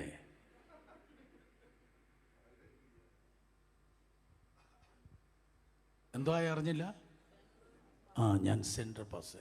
അപ്പോഴാണ് എനിക്ക് മനസ്സിലായത്, പുള്ളി കൈ തന്നപ്പോൾ 3 വിരലേ എനിക്ക് തൊടാൻ പറ്റിയുള്ളൂ. ഈ സെൻറ്റർ പാസ്റ്റർ അല്ലാതിരുന്നപ്പോൾ 5 വിരലും കിട്ടുമായിരുന്നു. എന്തെങ്കിലും കിട്ടുമ്പോൾ വന്ന വഴി മറക്കുന്നതല്ല ക്രിസ്തീയ ജീവിതം. ഞാൻ എന്തോ ആയി എന്ന് പറയുന്നത് അത് നീളമാണ്. ആരാണ്ട് പറയുന്ന അപ്പുറത്തൊരു ഓഡിറ്റോറിയം പണിയുന്നെന്ന്, ആരാണ്ട് പറയുന്നത് വേറെ എന്തൊക്കെ പരിപാടികളുണ്ടെന്ന്. ഒന്നും നിന്റെ തലയിൽ കയറല്ല. നിന്റെ ദേഹം, ദേഹി, ആത്മാവിൽ മുഴുവൻ നിറഞ്ഞിരിക്കേണ്ടത് യേശു മാത്രമായിരിക്കണം. ഒന്നും നിന്റെ തലയിൽ കയറല്ല. സിംഹാസനത്തിന് മുമ്പിൽ കുറച്ച് മൂപ്പന്മാരുണ്ട്. അവിടെ തലയിൽ മുഴുവൻ കുറച്ച് സ്തോത്ര കിരീടങ്ങളുമുണ്ട്. അത് ഇന്നലകളിൽ അവന്മാരുടെ നേട്ടമാണ്. അവരുടെ നേട്ടമാണ്. എൻ്റെ ബൈബിൾ പറയുന്നവരുടെ നേട്ടങ്ങളെ അവർ തലയിൽ നിന്നെടുത്ത് കോട്ടമുണ്ടാക്കാതിരിക്കാൻ അവൻ യേശുവിൻ്റെ പാദത്തിൽ വെച്ച് ആരാധിച്ചു എങ്കിൽ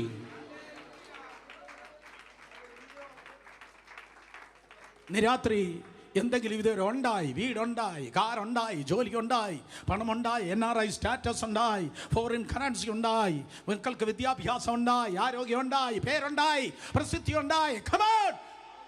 ഒന്നും ഉണ്ടായതല്ല, അവൻ്റെ കൃപയാൽ അവൻ നിനക്ക് തന്നതാണ്.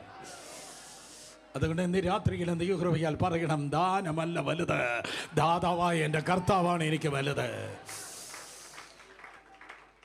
ചത്തവൻ, മരിച്ചു കിടക്കുന്നവൻ എഴുന്നേറ്റാലും, കുഷ്ഠരോഗി ശുദ്ധരായാലും, ആയിരങ്ങളെ ലക്ഷങ്ങളെ സ്നാനപ്പെടുത്തിയാലും ശുശ്രൂഷയല്ല എനിക്ക് ഹരം. എൻ്റെ എക്സൈറ്റ്മെന്റ് ശുശ്രൂഷയല്ല, എൻ്റെ എക്സൈറ്റ്മെന്റ് യേശുവാണ്.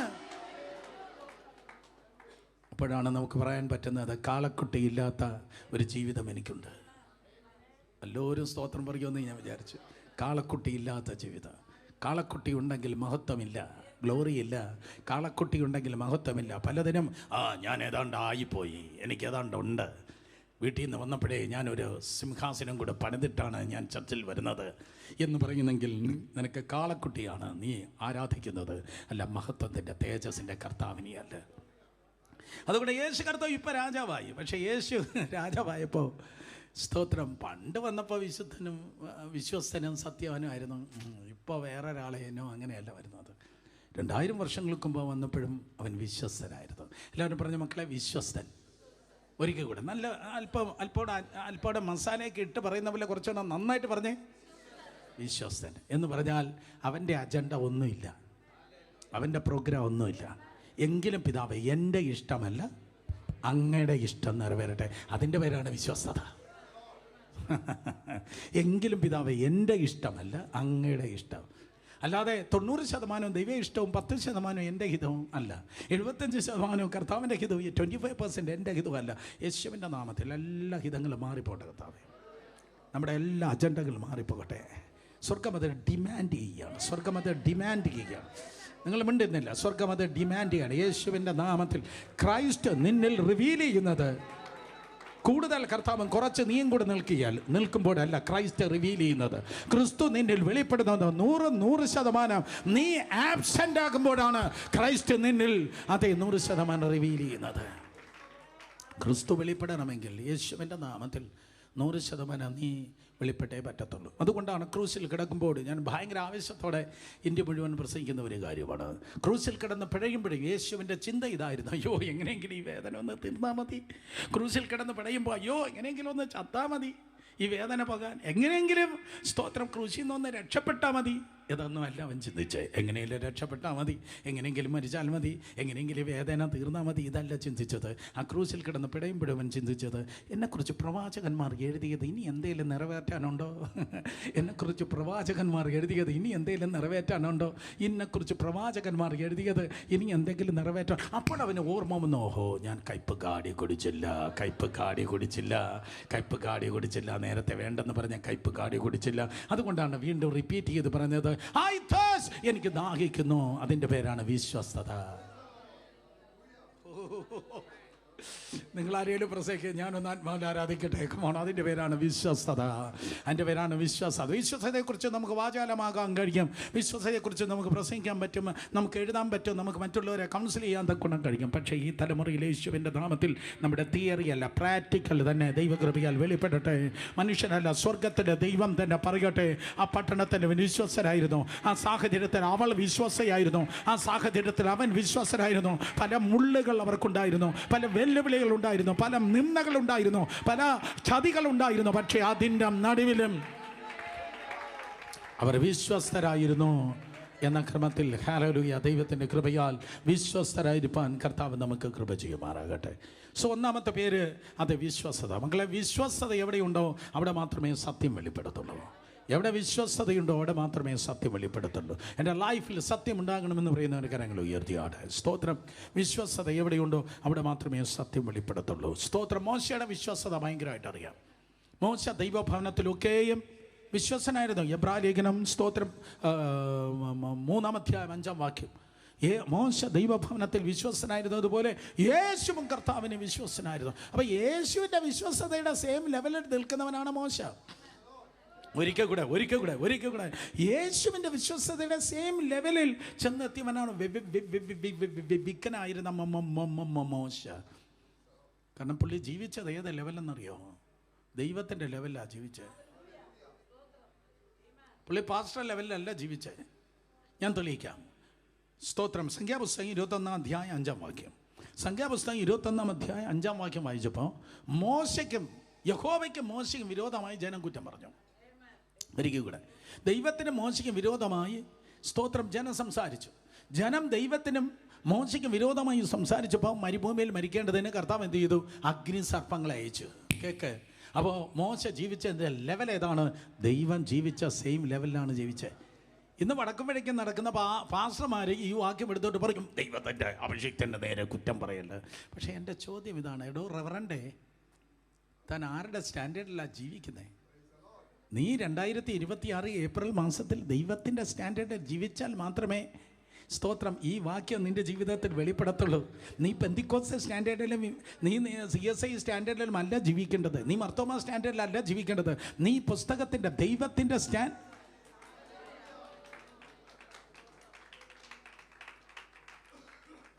താരതമ്യം, യേശുവിൻ്റെ വരവിനെക്കുറിച്ച് താരതമ്യം. നീ മറ്റുള്ളവരുമായി താരതമ്യം ചെയ്യല്ല. അപ്പുറത്തെ പള്ളിയും നിൻ്റെ പള്ളിയുമായിട്ട് നീ താരതമ്യം ചെയ്യാൻ ദൈവം നിന്നെ വിളിച്ചിട്ടില്ല. അപ്പുറത്തവൻ്റെ യൂട്യൂബും നിൻ്റെ അവന് 250 കൊണ്ടുള്ളൂ, 250 പേരെ കണ്ടുള്ളൂ, എനിക്ക് 385 പേരെ കണ്ടത്. ആരാ നിന്നോട് പൊക്കി നോക്കാൻ പറഞ്ഞേ? നീ സൈഡിൽ നോക്കാനായിട്ട് ദൈവം നിന്നെ വിളിച്ചിട്ടില്ല. യേശു കർത്താവ് അപ്പുറത്ത് നിൽക്കുന്ന യൂദയും ഇപ്പുറത്ത് നിൽക്കുന്ന പത്രോസുമായി കർത്താവ് കമ്പയർ ചെയ്തില്ല. യേശു കർത്താവ് എപ്പോഴും നോക്കിയത് സൈഡിൽ നോക്കിയല്ല കമ്പയർ ചെയ്ത്, യേശു മേലോട്ട് നോക്കിയാണ് കമ്പയർ ചെയ്തത്.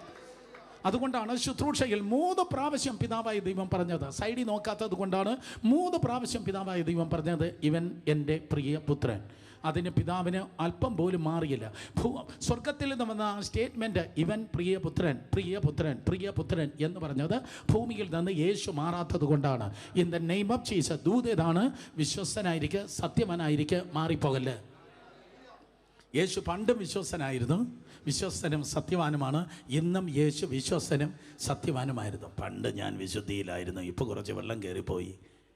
സ്തോത്രം. പണ്ട് ഞാൻ വിശുദ്ധിയിലായിരുന്നു, ഇപ്പം കുറച്ച് കലർപ്പ് വന്നു പോയി. നോ, യേശുവിൻ നാമത്തിൽ നിൻ്റെ ക്വാളിറ്റിയിൽ വെള്ളം ചേർക്കല്ല. നിൻ്റെ ക്വാളിറ്റി ദൈവകൃപയാൽ ഒരിക്കലും സ്തോത്രം മാറിപ്പോകല്ല. അതുകൊണ്ട് സ്തോത്രം, യേശു ആരായിരുന്നു? വിശ്വസ്തനും സത്യവാനും എന്ന് പേർ. അവൻ നീതിയോടെ വിധിക്കുകയും പോരാടുകയും ചെയ്യുന്നു. അവൻ കടന്നു വരുന്നത് നീതിയോടെ വിധിക്കുകയും പോരാടുകയും ചെയ്യുകയാണ്. അത് വായിച്ചപ്പോൾ എനിക്ക് ഭയങ്കര ആവശ്യം തോന്നി. അവൻ പ്രതികാരത്തോടെ അല്ല വരുന്നത്. എൻ്റെ സുരേഷ്, ഞാൻ കാത്തിരിക്കുകയായിരുന്നു ഇവന്മാർക്കിട്ട് 2 കൊടുക്കണമെന്ന്. കാരണം ഇവൻ്റെ അപ്പന്മാർ എന്നെ ക്രൂശിച്ചതാ, ഇവൻ്റെ അപ്പന്മാർ എന്നെ തുപ്പിയതാ, എന്നെ അടിച്ചതാ.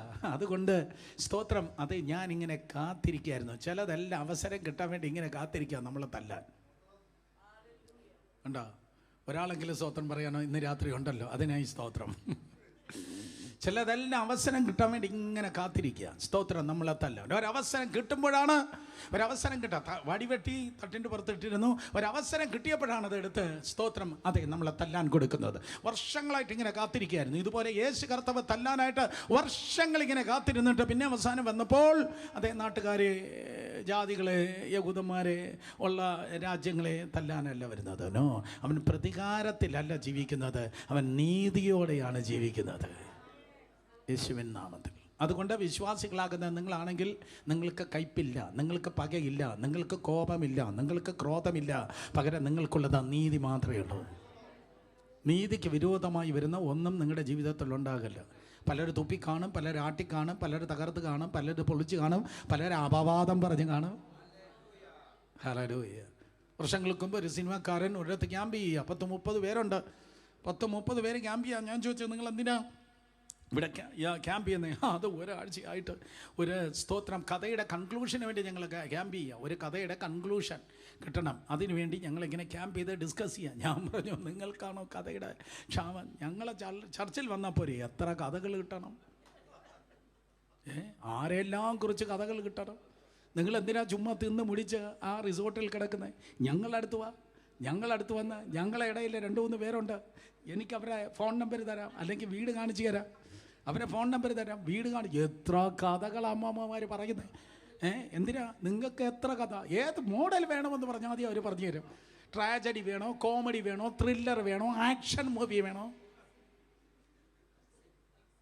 പിന്നല്ലാതെ എത്ര കഥകൾ.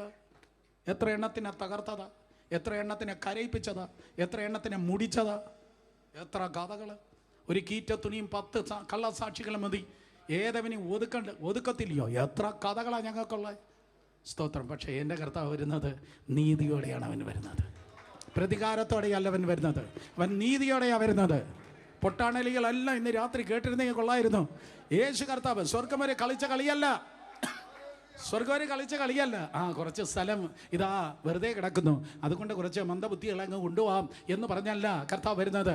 ഈ കടന്നു വരുന്ന കർത്താവ് വിശുദ്ധനാണ്. സ്വർഗം സഹാറ മരുഭൂമി പോലെ ആയാലും ഇതിൻ്റെ ക്വാളിറ്റി ഇല്ലാത്ത ഒരമ്മാമയ്ക്ക് ഒരാച്ചാച്ചനും അവിടെ 7 അയലത്തെ ചെന്നെത്താൻ കഴിയത്തില്ല. അതുകൊണ്ട് നേരെ ചൊവ്വേ ജീവിച്ചു കൊള്ളാം. കാരണം വിശുദ്ധനാണ്, വിശ്വസ്തനാണ്, അവൻ സത്യവാനാണ്, അവൻ നീതിയോടെ വിധിക്കുകയും പോരാടുകയും ചെയ്യുന്നു. അല്ല, പ്രതികാരത്തിന് വേണ്ടിയല്ല യേശു കർത്താവ് കടന്നു വരുന്നത്. സ്തോത്രം. അപ്പോൾ ഇത് ധ്യാനിക്കുന്ന കുറേ നാൾ മുമ്പ് ഞാൻ വിചാരിച്ചു, നീതിയോടെ അല്ല കർത്താവ് യേശു ക്രിസ്തു കടന്നു വരിക യെരൂശലേമിലുള്ള എല്ലാവരെയും സ്തോത്രം ഇപ്പം തന്നെ തകർക്കും, പണ്ടത്തെ പ്രതികാരമോ? അതല്ല. സ്തോത്രം. പഴയ റോമക്കാരുടെ പിന്തുടർച്ചക്കാരുണ്ടായിരിക്കും, അവർക്ക് പ്രതികാരത്തിന് വേണ്ടിയല്ല കർത്താവ് വരുന്നത്, പകരം നീതിയോടെ. ശബ്ദം ഉയർത്തി പറഞ്ഞാട്ടെ, എങ്ങനെ? ഒരിക്കൽ കൂടെ ഒരു 3 ആഴ്ച കൊണ്ട് ഞാൻ നിങ്ങളുടെ അടുത്ത് പറയുന്ന കാര്യമാണ്, ലോകത്തിൽ ഏറ്റവും കൂടുതൽ ആക്രമിക്കപ്പെടുന്ന കാര്യമാണ് നീതി. ലോകത്തിൽ ഏറ്റവും കൂടുതൽ ക്ഷാമമുള്ള കാര്യമാണ് നീതി. പള്ളിയിൽ നീതിയില്ല, ശുശ്രൂഷയിൽ നീതിയില്ല, ബിൽഡിംഗ് ഫണ്ടിൽ നീതിയില്ല, ആത്മീയ ശുശ്രൂഷകൾ നീതിയില്ല. പക്ഷെ ഇത് നീതിയുടെ പുസ്തകമാണ്. യേശു വരുന്നു, ഒരു രാജാവ് നീതിയോടെ ഈ ലോകത്തെ ഭരിപ്പാൻ വരുന്നു. അനീതി ഉള്ളവൻ സ്വർഗത്തിന്റെ 7 അയലത്തെത്തത്തില്ല. നീതിയോടെ സ്തോത്രം വിധിക്കുകയും പോരാടുകയും ചെയ്യുന്നു, നീതിയോടെ. കരങ്ങൾ ഉയർത്തി ഹല്ലേലൂയ പറ. സോ ഇതെല്ലാം ഇൻട്രൊഡക്ഷനാണ്. ഇനി യേശുവിൻ്റെ കണ്ണിലേക്ക് നോക്കിയാട്ടെ. യേശു കർത്താവ് കടന്നു വരുന്ന കണ്ണ്. 12-ാം വാക്യം, 9:12. സ്തോത്രം. 19:12. വെളിപ്പാട് 19:12. ശബ്ദം ഉയർത്തി വായിച്ചേ. അവൻ്റെ കണ്ണ് അഗ്നിജ്വാല. അത്രയും മാത്രം വായിച്ചു ചേർത്ത്. അഗ്നിജ്വാല. സ്തോത്രം. റിയലി അഗ്നിജ്വാല. അവൻ്റെ കണ്ണ് അഗ്നിജ്വാല. പക്ഷെ പണ്ട് വന്നപ്പോഴും യേശുവിന് കണ്ണുണ്ടായിരുന്നു. പണ്ട് ഈ അഗ്നിജ്വാല ആയിട്ടുള്ള ഒരു കണ്ണല്ല. അന്നത്തെ കണ്ണെന്ന് പറയുന്നത് സ്തോത്രം കണ്ണുനീർ നിറഞ്ഞിരിക്കുന്ന ഒരു കണ്ണും മനസ്സലിവിൻ്റെ ഒരു കണ്ണുമായിരുന്നു. എബ്രായർ 2:9 പറയുന്നു, ഉറച്ച നിലവിളിയോടും കണ്ണുനീരോടും കൂടെ ഐഹിക ജീവിതകാലം കഴിച്ചു. അപ്പോൾ യേശുവിൻ്റെ ഐഹിക ജീവിതകാലം പ്രാർത്ഥനാ നേരം ഒന്നല്ല അവിടെ എഴുതിയിരിക്കുന്നത്, പ്രാർത്ഥനാ സമയം എന്നല്ല അവിടെ എഴുതിയിരിക്കുന്നത്. അണ്ടർലൈൻ ചെയ്, പ്രാർത്ഥനാ സമയം എന്നല്ല അവിടെ എഴുതിയിരിക്കുന്നത്. എബ്രായർ 2:9 ഐഹിക ജീവിത കാലം എന്ന് പറഞ്ഞാൽ യേശുവിൻ്റെ ജീവിതകാലത്ത് യേശുവിൻ്റെ കണ്ണിൽ എന്തോ ഉണ്ടായിരുന്നു മക്കളെ? കണ്ണുനീരുണ്ടായിരുന്നു. യേശു കർത്താവിൻ്റെ കണ്ണിൽ എന്തുകൊണ്ടായിരുന്നു? സ്തോത്രം. മോനെ എബ്രായർ 2:9 സ്തോത്രം. യേശു കർത്താവിൻ്റെ കണ്ണിൽ എന്തോ നിറഞ്ഞിരുന്നു? എബ്രായർ 2:9 എങ്കിലും ദൈവകൃപയാൽ എല്ലാവർക്കും വേണ്ടി മരണം ആസ്വദിപ്പാൻ അതിൻ്റെ 7 മുതൽ താഴേക്ക്. സ്തോത്രം. അതെ, നോക്കിയേ. ഐഹിക ജീവിതകാലത്ത് സ്തോത്രം. അതെ, ഉറച്ച നിലവിളിയോടും കണ്ണുനീരോടും കൂടെ. ആ വാക്യം സ്തോത്രം. ഉറച്ച നിലവിളിയോടും കണ്ണുനീരോടും കൂടെ. ഉറച്ച നിലവിളിയോടും പറ. 5:2 2:5 ആണോ? 5:7 5:7 5:7 തോന്നുന്നു. ഓക്കെ മോനെ, 5:7 തോന്നുന്നു. ഞാൻ കഴിഞ്ഞ ദിവസവും അത് സ്തോത്രം. അതെ, എക്സാക്ട്ലി. Thank you Antony. സ്തോത്രം. 2 ആൻ്റണിമാർ ഇന്ന് വന്നിട്ടുണ്ട്. ആൻ്റണി നല്ലൊരു പേരാണ്. 5:7 സ്തോത്രം. നോക്കിയേ, ശബ്ദം ഉയർത്തി. ക്രിസ്തു തൻ്റെ ഐഹിക ജീവിതകാലത്ത് തൻ്റെ മരണത്തിൽ നിന്ന് രക്ഷിപ്പാൻ കഴിയുന്നവരോട് ഉറച്ച നിലവിളിയോടും കണ്ണുനീരോടും. ഐഹിക ജീവിതകാലത്ത് എങ്ങനെയായിരുന്നു?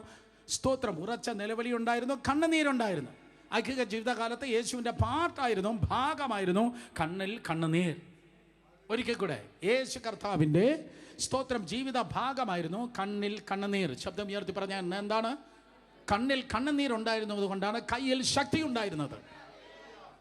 അപ്പോൾ കയ്യും കണ്ണും തമ്മിൽ ഭയങ്കര കണക്ഷൻ ഉണ്ട്. സ്തോത്രം. കണ്ണിൽ അതെ കണ്ണുനീരുണ്ടായിരുന്നു. കുഷ്ഠരോഗിയെ കണ്ട് അവൻ മനസ്സലിഞ്ഞു. ദാറ്റ് മീൻസ് കണ്ണിൽ എന്തായിരിക്കും? കണ്ണുനീരിങ്ങനെ സ്തോത്രം. കണ്ണുനീരിങ്ങനെ ഊറി വന്നു കാണും, അല്ലെങ്കിൽ നിറഞ്ഞു വന്ന് കാണും. അല്ലാതെ കുഷ്ഠരോഗിയെ കണ്ടപ്പോൾ ഛേ മോശം എന്നല്ല പറഞ്ഞത്, ഇച്ചിച്ചി എന്നല്ല പറഞ്ഞത്, വെറുപ്പല്ല കണ്ണിൽ നിറഞ്ഞത്. അവൻ്റെ കണ്ണിൽ കണ്ണുനീർ നിറഞ്ഞു വന്നപ്പോൾ അവൻ്റെ കയ്യിലൂടെ ദൈവശക്തി വ്യാപരിച്ചു. ഇന്ന് രാത്രി യേശുവിൻ്റെ നാമത്തിൽ ആ ഒരു അനോയിൻറ്റിങ്ങിൻ്റെ ടോപ്പ് മോസ്റ്റ് ലെവൽ ദൈവകൃപയാൽ വെളിപ്പെടട്ടെ. ഞാൻ പറയട്ടെ, പീക്ക് ഓഫ് ദ അനോയിൻറ്റിങ് സ്തോത്രം അഭിഷേകത്തിൻ്റെ ഔന്നിത്യം ജീവിതത്തിൽ അനുഭവിക്കുമെങ്കിൽ ഒരു ഒരു ഒരു ഒരു ഒരു ഡ്രൈ ആയ ഒരു ഉണങ്ങിയ കണ്ണല്ല നിങ്ങൾക്കുള്ളത്.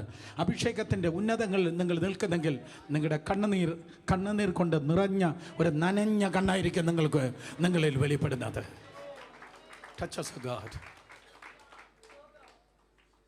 ഞങ്ങളുടെ ഹൃദയങ്ങളെ തൊടും കർത്താവേ. തകർന്ന ഹൃദയം തരണമേ, തകർന്ന ഹൃദയം തരണം. ഒരു നിമിഷം 2 കരങ്ങൾ ഉയർത്തി ദിവസം സ്തോത്രം ചെയ്ത് സംഭവിക്കട്ടെ. ഒരു തകർന്ന ഹൃദയം നീ എനിക്ക് തരണമേ. അങ്ങനെയെങ്കിൽ കരയുന്നവരെ, വിഷമിക്കുന്നവരെ, പിടയുന്നവരെ, വേദനിക്കുന്നവരെ, ഭാരത്തിലായിരിക്കുന്നവരെ കാണുമ്പോൾ എൻ്റെ കണ്ണെങ്ങനെയായിരിക്കും? എൻ്റെ കണ്ണിൽ കണ്ണുനീർ നിറഞ്ഞു വരുമ്പോൾ എൻ്റെ കയ്യിലൂടെ ദൈവത്തിൻ്റെ ശക്തി വ്യാപരിക്കുക. യേശുവിൻ്റെ നാമത്തിൽ തന്നെ എല്ലാവരും ആമേൻ പറഞ്ഞേ. സ്തോത്രം. അതുകൊണ്ടാണ് വീര്യപ്രവർത്തികൾ, അത്ഭുതങ്ങൾ, രോഗശാന്തികൾ അവൻ്റെ മുൻപിൽ നടന്നത്. അതൊരു അമ്മൂമ്മ കഥയല്ല, അത് പണ്ടുണ്ടായിരുന്നു പിന്നെ തീർന്നു പോയതല്ല. ഇന്നും നടക്കും. ഇന്നും കുഷ്ഠരോഗികൾ ശുദ്ധരാകും. ഇന്നും ഭ്രാന്തന്മാർ ചങ്ങലകളിൽ നിന്ന് അഴിയപ്പെടും. ഇന്നും വീര്യപ്രവർത്തികൾ, അടയാളങ്ങൾ, ദൈവകൃപകൾ നടക്കണമെങ്കിൽ നമ്മുടെ ഹൃദയം ദൈവത്തിൻ്റെ ആത്മാവിനാൽ സ്പർശിക്കപ്പെട്ടാൽ നമ്മുടെ കണ്ണുനീരിനാൽ നിറയപ്പെടും. സോ യേശുവിൻ്റെ കണ്ണിൽ എന്തുകൊണ്ടായിരുന്നു? കണ്ണുനീരുണ്ടായിരുന്നു. അല്ലെങ്കിൽ ആ മനസ്സിലുണ്ട്. കുനിഞ്ഞു നോക്കി, അമ്മായി അമ്മയെ കുനിഞ്ഞു നോക്കി. പത്രോസിൻ്റെ അമ്മായി അമ്മയെ കുനിഞ്ഞു നോക്കി. 4:49 സ്തോത്രം. അതെ, ലൂക്കോസ് വിശേഷം 4-ാം അധ്യായം നിങ്ങൾ വായിക്കുമ്പോൾ സ്തോത്രം. അതെ, അമ്മായിയമ്മയെ കുനിഞ്ഞു നോക്കി ജ്വരത്തെ ശാസിച്ചു. ലൂക്കോസ് 4 സ്തോത്രം. കുനിഞ്ഞു നോക്കി ശാസിച്ചു. അണ്ടർലൈൻ ചെയ്യുക, നോക്കി. അപ്പോൾ എൻ്റെ കണ്ണിൽ എന്തോ ഉണ്ടായിരുന്നു? മനസ്സിലുണ്ടായിരുന്നു. പുരുഷാരത്തെ കണ്ട് സ്തോത്രം മനസ്സലിഞ്ഞു. പുരുഷാരത്തെ കണ്ടെത്തപ്പോൾ മനസ്സിലിഞ്ഞ ഒരു കണ്ണ്. രോഗികളെ കണ്ട് സൗഖ്യമാക്കി. രോഗികളെ കണ്ടപ്പോൾ മനസ്സലിഞ്ഞു. അന്ന് സ്നേഹം, മനസ്സരിവ്, ഇതായിരുന്നു അന്നത്തെ കണ്ണ്. പക്ഷേ ഇപ്പോൾ വരുമ്പോൾ, ഇപ്പോൾ ഇതാ 19-ാം അധ്യായത്തിൽ പറയുന്നു സ്തോത്രം. സ്നേഹത്തിൻ്റെയും മനസ്സലിവിൻ്റെയും കണ്ണ് മാത്രമല്ല, ആ കണ്ണെന്താണ്? അഗ്നി ജ്വാലയ്ക്കത്ത കണ്ണ്. അഗ്നി ജ്വാലയ്ക്കത്ത കണ്ണ്. സ്തോത്രം. അഗ്നി ജ്വാലയ്ക്കത്ത. എന്താ അഗ്നി ജ്വാലയ്ക്കത്ത കണ്ണെന്ന് പറഞ്ഞാൽ? ഏത് മനുഷ്യൻ്റെ ഹൃദയങ്ങളെ സെർച്ച് ചെയ്യുന്ന കണ്ണ്. ഏത് മനുഷ്യൻ്റെയും മനസ്സിൻ്റെ അറകളെ സ്തോത്രം സെർച്ച് ചെയ്യുന്ന കണ്ണ്. അഗ്നിജ്വാലയ്ക്കത്ത കണ്ണോട് മുന്നിൽ ആർക്കും ഒന്നും മറച്ചു വയ്ക്കുവാൻ കഴിയത്തില്ല. ഒരിക്കൽ കൂടെ, അഗ്നിജ്വാലയ്ക്കത്ത കണ്ണിൻ്റെ പ്രത്യേകത, സൂര്യപ്രകാശത്തിന് കടന്നു പോകാൻ കഴിയാത്തിടത്ത് അഗ്നിജ്വാലയ്ക്കത്ത കണ്ണിന് കടന്നു പോകാൻ കഴിയും.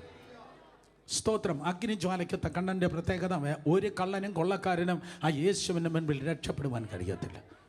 ആ കണ്ണ് ഈ ദിവസങ്ങളിൽ ദൈവസഭയിൽ വെളിപ്പെടട്ടെ. അത് പത്രോസിൽ ഒരു ദിവസം വെളിപ്പെട്ടു. റിയലി അത് പത്രോസിൽ ഒരു ദിവസം വെളിപ്പെട്ടു. ഒരു കപ്പിള്, ആദ്യം ഭർത്താവ് കയറി വന്നു. 3 മണിക്കൂർ കഴിഞ്ഞിട്ടാണ് സ്തോത്രം ഭാര്യ കയറി വന്നത്. ആദ്യം ഭർത്താവിൻ്റെ മേൽ യേശു കർത്താവിൻ്റെ അഗ്നി ജ്വാലയ്ക്കത്ത കണ്ണ്, ആ കണ്ണ് പത്രോസിന് മേൽ ഇങ്ങനെ സ്തോത്രം വ്യാപരിച്ചു. അനന്യാസേ, നീ ഇത്രയ്ക്ക് വിറ്റത്.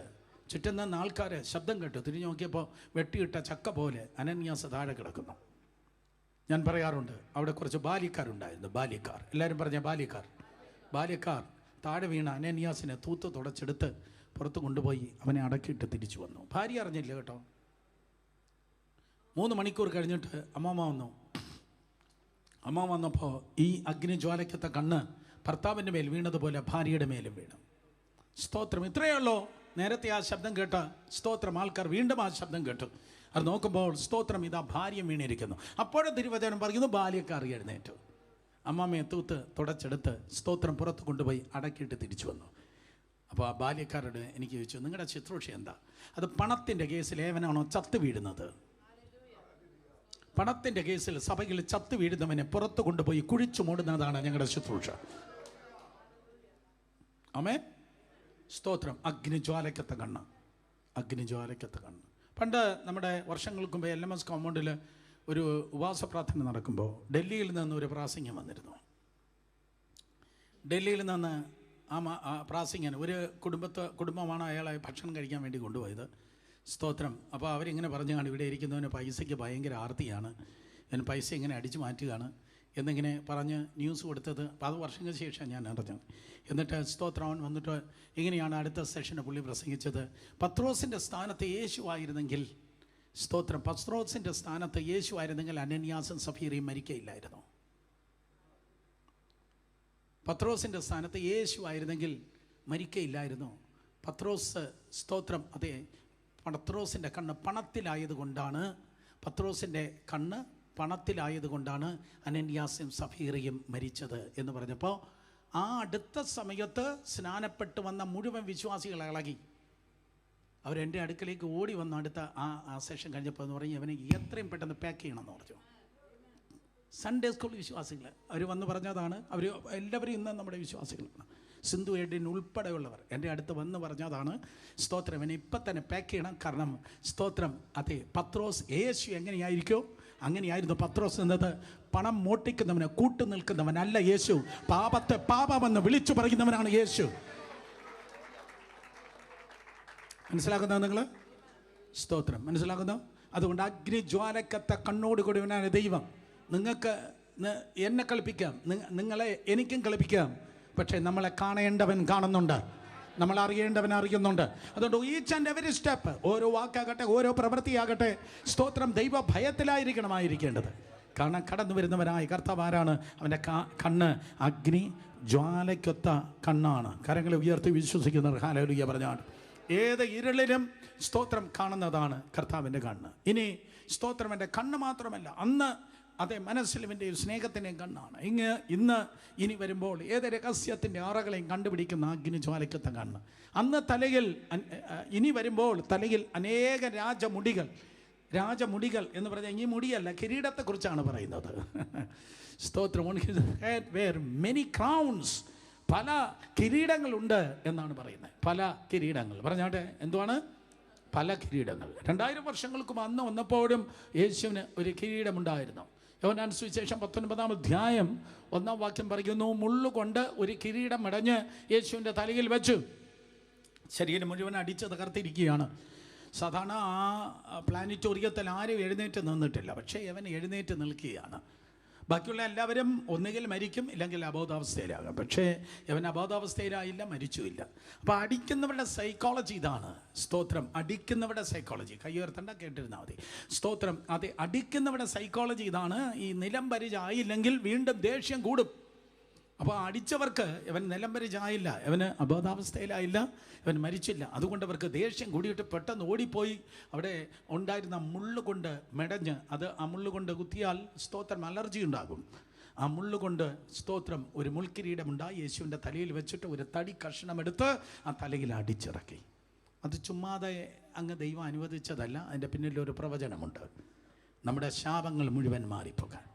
കാരണം ഉൽപ്പത്തി പുസ്തകം 3-ാം അധ്യായം 19-ാം വാക്യം പറയുന്നു, പറക്കാരിയും മുള്ളും വളരുമെന്ന് ആദാമിനോട് ദൈവം പറഞ്ഞു.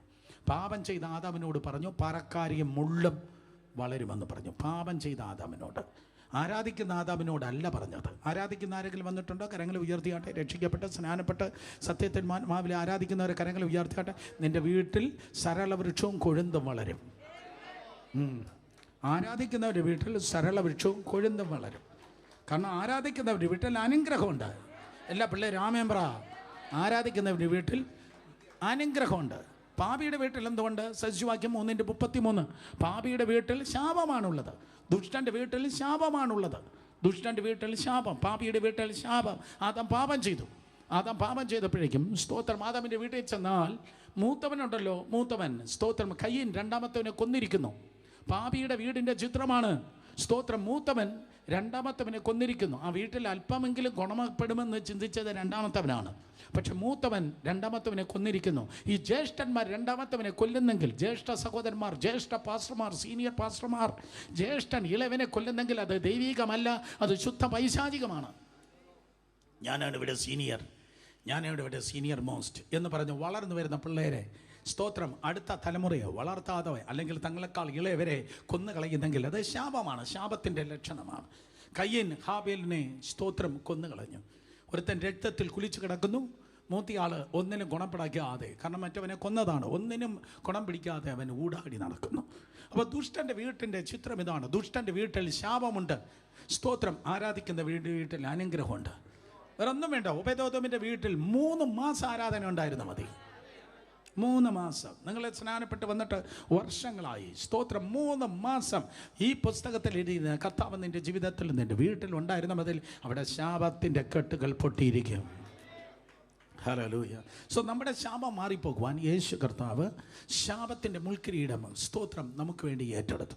അതുകൊണ്ട് ട്രാൻഡത്ത് യേശുവിൻ നാമത്തിൽ നിങ്ങൾ ഓൺലൈനിൽ ഒത്തിരി പേർ കാണുന്നുണ്ട്. അവർ ഏതൊക്കെ പട്ടണത്തിൽ ഏതൊക്കെ രാജ്യത്തിൽ കണ്ടാലും ശാപമല്ല നിങ്ങൾ ചുമന്ന് നടക്കുന്നത്, പകരം നിങ്ങൾ അനുഗ്രഹം മാത്രമേ ചുമക്കത്തുള്ളൂ.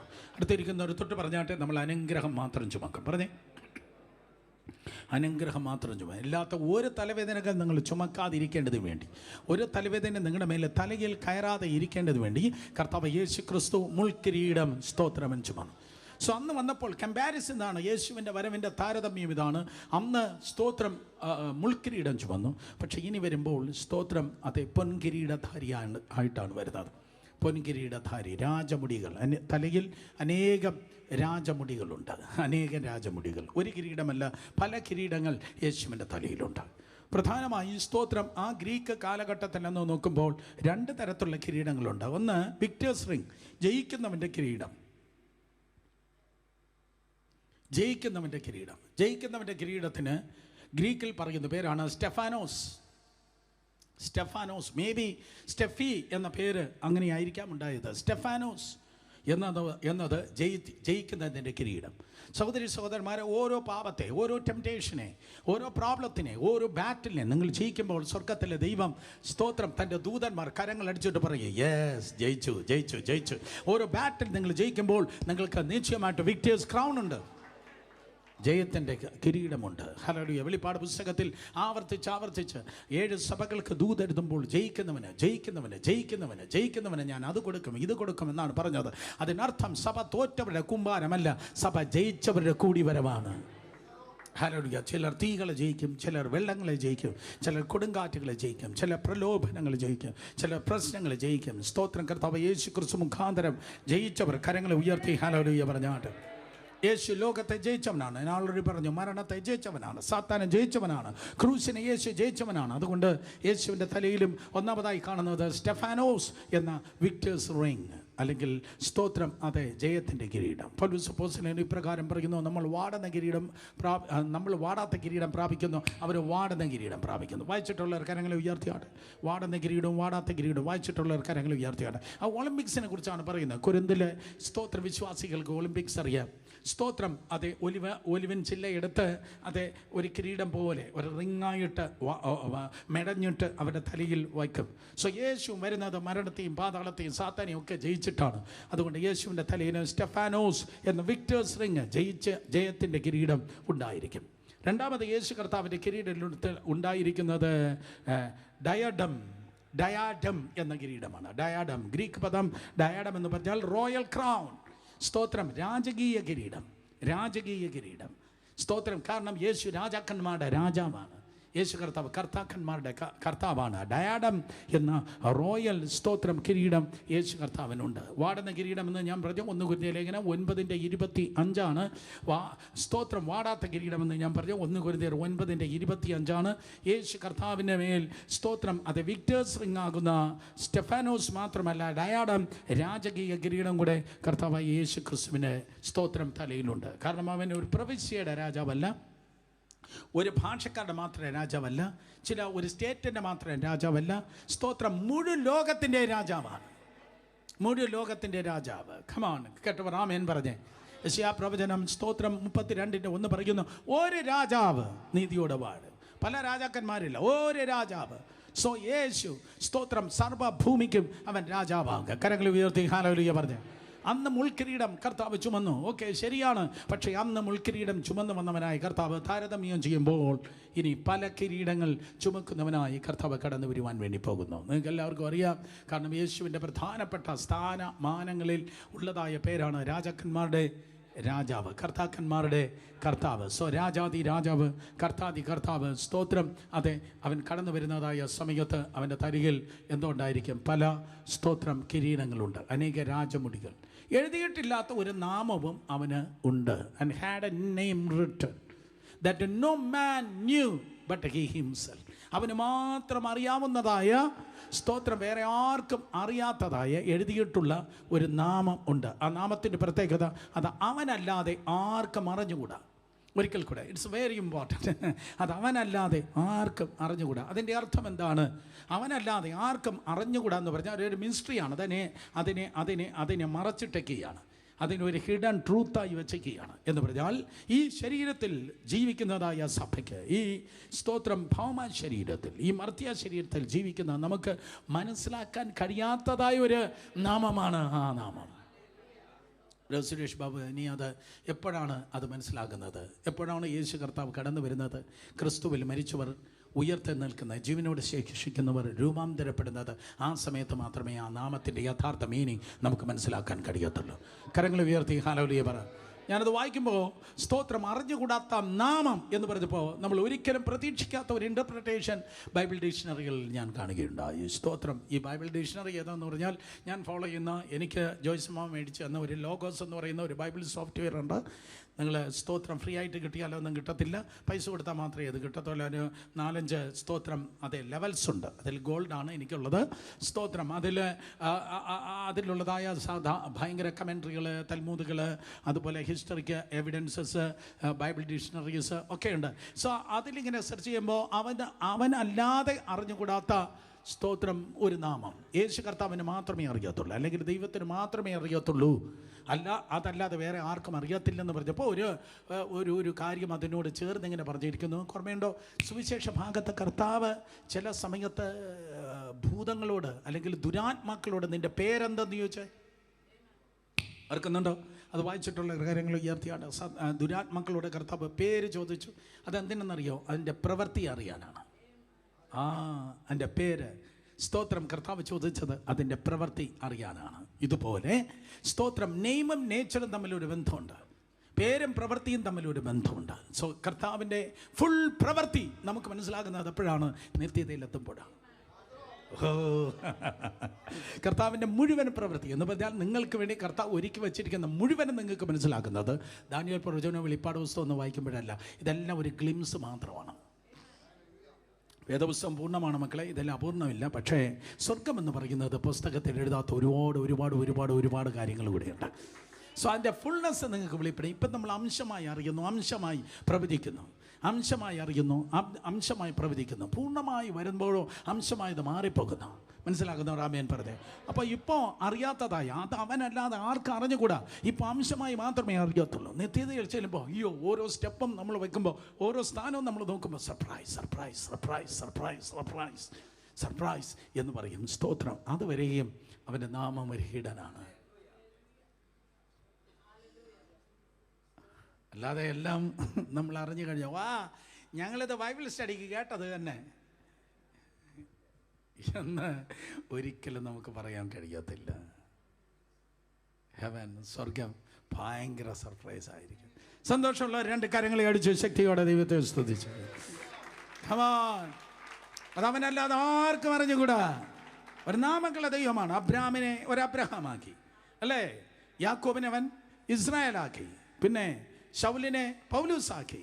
സ്തോത്രം. And so on. ഒത്തിരി പേരുടെ പേരുകളെ ദൈവം മാറ്റിയിട്ടുണ്ട്. സ്തോത്രം. പേരിടാൻ എൻ്റെ കർത്താവ് ഭയങ്കര ബഹുമിടുക്കനാണ്. അതുകൊണ്ട് സ്തോത്രം, അതവന് മാത്രം മനസ്സിലാകുന്ന ഒരു പേരുണ്ട്. അടുത്ത നോക്കിയേ, രക്തവുമായിട്ടുള്ള ഒരു കമ്പാരിസൺ ഞാൻ പറയട്ടെ.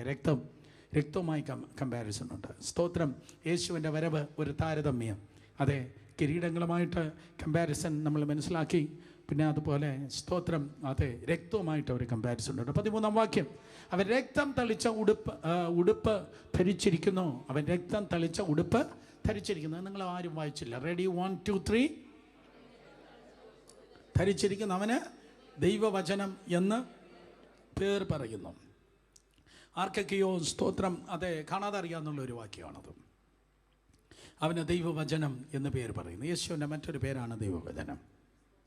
അപ്പോൾ കർത്താവ് സ്തോത്രം മടങ്ങി വരുന്ന സമയത്ത് അവൻ രക്തം തളിച്ച ഉടുപ്പ് ധരിച്ചിരിക്കുന്നു. ചിലരെങ്കിലും പ്രസംഗിച്ചിങ്ങനെ നിങ്ങൾ കേട്ടിരിക്കും, യേശു കർത്താവ് കടന്നു വരുമ്പോൾ കാൽവരി ക്രിസ്തുവിന്മേൽ ചൊരിയപ്പെട്ടതായ അവൻ്റെ രക്തം തളിച്ച ഉടുപ്പുമായി അവൻ കടന്നു വരുന്നു. അങ്ങനെ പ്രസംഗം ആരെങ്കിലും കേട്ടിട്ടുണ്ടോ? കാര്യങ്ങൾ ഉയർത്തിയാട്ടെ. യേശുവിൻ്റെ സ്വന്തം രക്തമായിട്ട്, യേശുവിൻ്റെ സ്വന്തം രക്തം തളിക്കപ്പെട്ട ഉടുപ്പുമായി കടന്നു വരുന്ന, ഞാൻ പറഞ്ഞിട്ടില്ല. സ്തോത്രം. അതെ, സ്വന്തം രക്തം തളിക്കപ്പെട്ടതായ അതേ ഉടുപ്പുമായി അവൻ കടന്നു വരും. എന്നെ കണ്ടിട്ടേ പോകാവൂ. സ്തോത്രം. അപ്പോൾ സ്വന്തം രക്തം തളിച്ച ഉടുപ്പുമായി അവൻ മടങ്ങി വരും എന്ന് പറയുന്നത് അത് ആരെങ്കിലും പറഞ്ഞെങ്കിൽ തെറ്റാണ്. സ്വന്തം രക്തത്തിൻ്റെ പാടല്ല അവൻ്റെ വസ്ത്രത്തിൽ വീണിരിക്കുന്നത്. അവൻ രക്തം തളിച്ച ഉടുപ്പുമായി കടന്നു വരുന്നു എന്ന് പറയുന്നത് യേശുവിൻ്റെ സ്വന്തം രക്തത്തിൻ്റെ സ്തോത്രം രക്തമല്ല.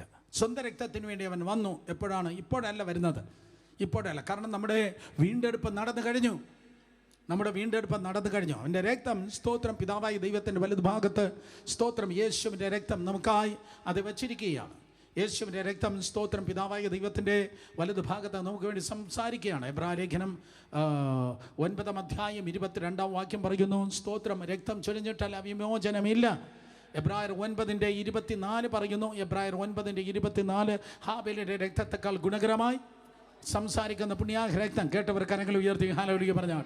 സോ യേശുവിൻ്റെ രക്തം കഴിഞ്ഞ 2000 വർഷമായി പിതാവായ ദൈവത്തിൻ്റെ സ്തോത്രം സിംഹാസനത്തിൽ നമുക്ക് വേണ്ടി കർത്താവിൻ്റെ സന്നിധിയിൽ സിംഹാസനത്തിൻ്റെ അരികിൽ യേശുവിൻ്റെ രക്തം നമുക്കായി സംസാരിക്കുന്നു.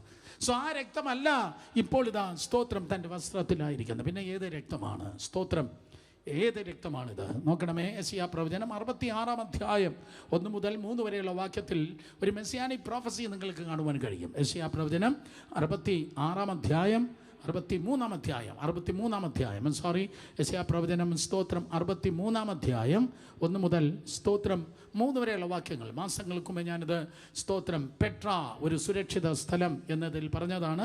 ഒരിക്കൽ കൂടെ വായിച്ചാട്ടെ. യെശയ്യാ പ്രവചനം 63 അധ്യായം 1 മുതൽ 3 വരെയുള്ള വാക്യങ്ങളെ ശബ്ദമുയർത്തി വായിച്ചാട്ടെ. ഏദോമിൽ നിന്ന് രക്താംബരം ധരിച്ചുകൊണ്ട് ബസ്രയിൽ നിന്ന് വരുന്നവനിവൻ ആർ? വസ്ത്രാലങ്കൃതനായി തൻ്റെ ശക്തിയുടെ മഹാത്മ്യത്തിൽ നടകൊള്ളുന്നോരിവൻ ആർ? നീതിയെ അരുളി ചെയ്തവനും രക്ഷിപ്പാൻ വല്ലഭനുമായ ഞാൻ തന്നെ. നിന്റെ ഉടുപ്പ് ചുവന്നിരിക്കുന്നതെന്ത്? നിന്റെ വസ്ത്രം മുന്തിരി ചക്ക് ചവിട്ടുന്നത് പോലെ ഇരിക്കുന്നതെന്ത്? 3-ാം വാക്യം, ഞാൻ ഏകനായി മുന്തിരി ചക്ക് ചവിട്ടി, ജാതികളിൽ ആരും എന്നോടുകൂടെ ഉണ്ടായിരുന്നില്ല. എൻ്റെ കോപത്തിൽ ഞാൻ അവരെ ചവിട്ടി, എൻ്റെ ക്രോധത്തിൽ അവരെ മെതിച്ചു കളഞ്ഞു. അവിടെ രക്തം എൻ്റെ വസ്ത്രത്തിൽ തെറിച്ചു, എൻ്റെ ഉടുപ്പൊക്കെയും മലിനമായിരിക്കുന്നു. നോക്ക്, ഞാൻ അല്പം എക്സ്പ്ലെയിൻ ചെയ്യാം. 1-ാമത്തെ വാക്യം മുതൽ നോക്കിയാട്ടെ. 1-ാമത്തെ വാക്യം മുതൽ. സോ 2000 വർഷങ്ങൾക്ക് കർത്താവായ യേശു ക്രിസ്തു ഈ ലോകത്തിൽ വന്നപ്പോൾ രക്തം ചൊരിമാൻ തന്നെയാണ് വന്നത്.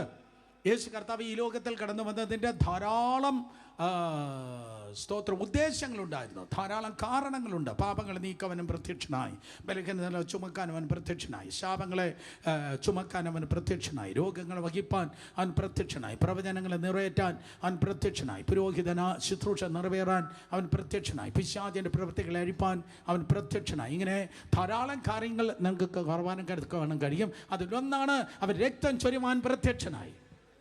കാരണം യേശുവിൻ്റെ രക്തം ചൊരിഞ്ഞിട്ടല്ലാതെ വിമോചനമില്ല. യേശുവിൻ്റെ രക്തം, നിങ്ങൾ ബോറടിച്ചോ? യേശുവിൻ്റെ രക്തം. ശബ്ദം ഉയർത്തി എല്ലാവരും പറഞ്ഞാട്ടെ, എന്തോ രക്തം? ഒരിക്കൽ കൂടെ, യേശുവിൻ്റെ രക്തം ചൊരിവാൻ, സ്തോത്രം, വിശുദ്ധ രക്തം ചൊരിവാൻ കർത്താവ് പ്രത്യക്ഷനായി. ഓക്കെ, കർത്താവ് യേശു ക്രിസ്തു അവസാനത്തുള്ള രക്തം വരെ നമുക്ക് വേണ്ടി ചൊരിഞ്ഞു. യോഹന്നാൻ 19:34 അവസാനത്തുള്ള രക്തവും ക്രൂശിൽ വച്ച് നമുക്ക് വേണ്ടി ചൊരിയപ്പെട്ടു. പക്ഷേ ഇപ്പോൾ യേശു കർത്താവ് രണ്ടാമതായി കടന്നു വരും. 63-ാം അധ്യായ യെശയ്യാ പ്രവചനത്തിൽ നടക്കുന്നത് ഒരു പ്രതികാരമാണ്. ഈ പ്രതികാരം നടക്കുന്നത് യഹൂദനെ മുഴുവൻ തകർക്കാനായി ലോകത്തിലെ സകല സൈന്യങ്ങൾ ഒരുമിച്ച് സ്തോത്രം സാത്താനിത ഒരുമിച്ച് കൂട്ടുകയാണ്. മഗിഡോ എന്നറിയപ്പെടുന്നതായ സ്ഥലത്ത് കഴിഞ്ഞ ആഴ്ച നമ്മൾ കേൾക്കുകയുണ്ടായി. സ്തോത്രം ഹർമഗദോൻ എന്ന യുദ്ധം. സ്തോത്രം അങ്ങനെ എല്ലാ പട്ടാളക്കാർ, ലോകത്തിലെ ഏറ്റവും ബ്രില്യൻ്റ് ആർമി, സ്തോത്രം മഗിഡോ എന്നറിയപ്പെടുന്ന സ്ഥലത്ത് അവിടെ ഇതാ യഹൂദന് നേരെ എഴുന്നേറ്റ് നിൽക്കുകയാണ്. ആ യഹൂദന് നേരെ അവൻ എഴുന്നേറ്റ് നിൽക്കുമ്പോൾ ബസ്രയിൽ, ഏതോ ബസ്രയിൽ, ആ ബസ്ര എന്നറിയപ്പെടുന്നത് സ്തോത്രം ഇന്നത്തെ യോർദാൻ അരികിലാണ്. അവിടെയാണ് യഹൂദൻ ചെന്ന് അവസാനം അഭയം പ്രാപിച്ചിരിക്കുന്നത്. 2 യഹൂദന്മാർ കൊല്ലപ്പെട്ടു. 1 ഭാഗമുള്ള 33%, ഇന്ന് ഭൂമിയിലുള്ളതിൽ 33% യഹൂദന്മാർ എതിർ ക്രിസ്തുവിൻ്റെ ചേരിയിലല്ലാത്ത യോർദാനിൽ ചെന്ന് അവർ അഭയം പ്രാപിച്ചിരിക്കുകയാണ്. ഇസ്രായേൽ അവർ മുഴുവൻ പിടിച്ചു കഴിഞ്ഞു. എതിർ ക്രിസ്തു സ്തോത്രം യെരൂശലേം മുഴുവൻ അത് പിടിച്ചു കഴിഞ്ഞു. അങ്ങനെ ഇന്നത്തെ യോർദാൻ എന്നറിയപ്പെടുന്ന സ്ഥലത്ത് ബസ്രായിൽ എന്ന് പറഞ്ഞാൽ പെട്ര എന്നറിയപ്പെടുന്നതായ സ്ഥലം 3-4 പ്രാവശ്യം ഞാൻ പോയിട്ടുണ്ട്. 9 കിലോമീറ്റർ അങ്ങോട്ടും ഇങ്ങോട്ടും നടക്കണം. എനിക്കൊന്ന് സോമസാറിൻ്റെ കൂടെ നടന്നിട്ടുണ്ട് തോന്നുന്നു. ബസ്ര അന്ന് ഇത് അറിയത്തില്ലായിരുന്നു. സ്തോത്രം ഇന്നറിയാം. ഇന്ന് നടക്കുമ്പോഴാണെങ്കിൽ നിശ്ചയമായിട്ട് നമുക്ക് പ്രാവം തക്കണം കഴിയും. ഇത് ഫ്ലാഷ് ഫ്ലഡ് ഉണ്ടാകുന്ന സ്ഥലമാണ്. പെട്ടെന്ന് വെള്ളപ്പൊക്കം ഉണ്ടാകും. സ്തോത്രം ഭൂമി തുണനിൽക്കും. അത് യഹൂദന്മാർ രക്ഷപ്പെടും.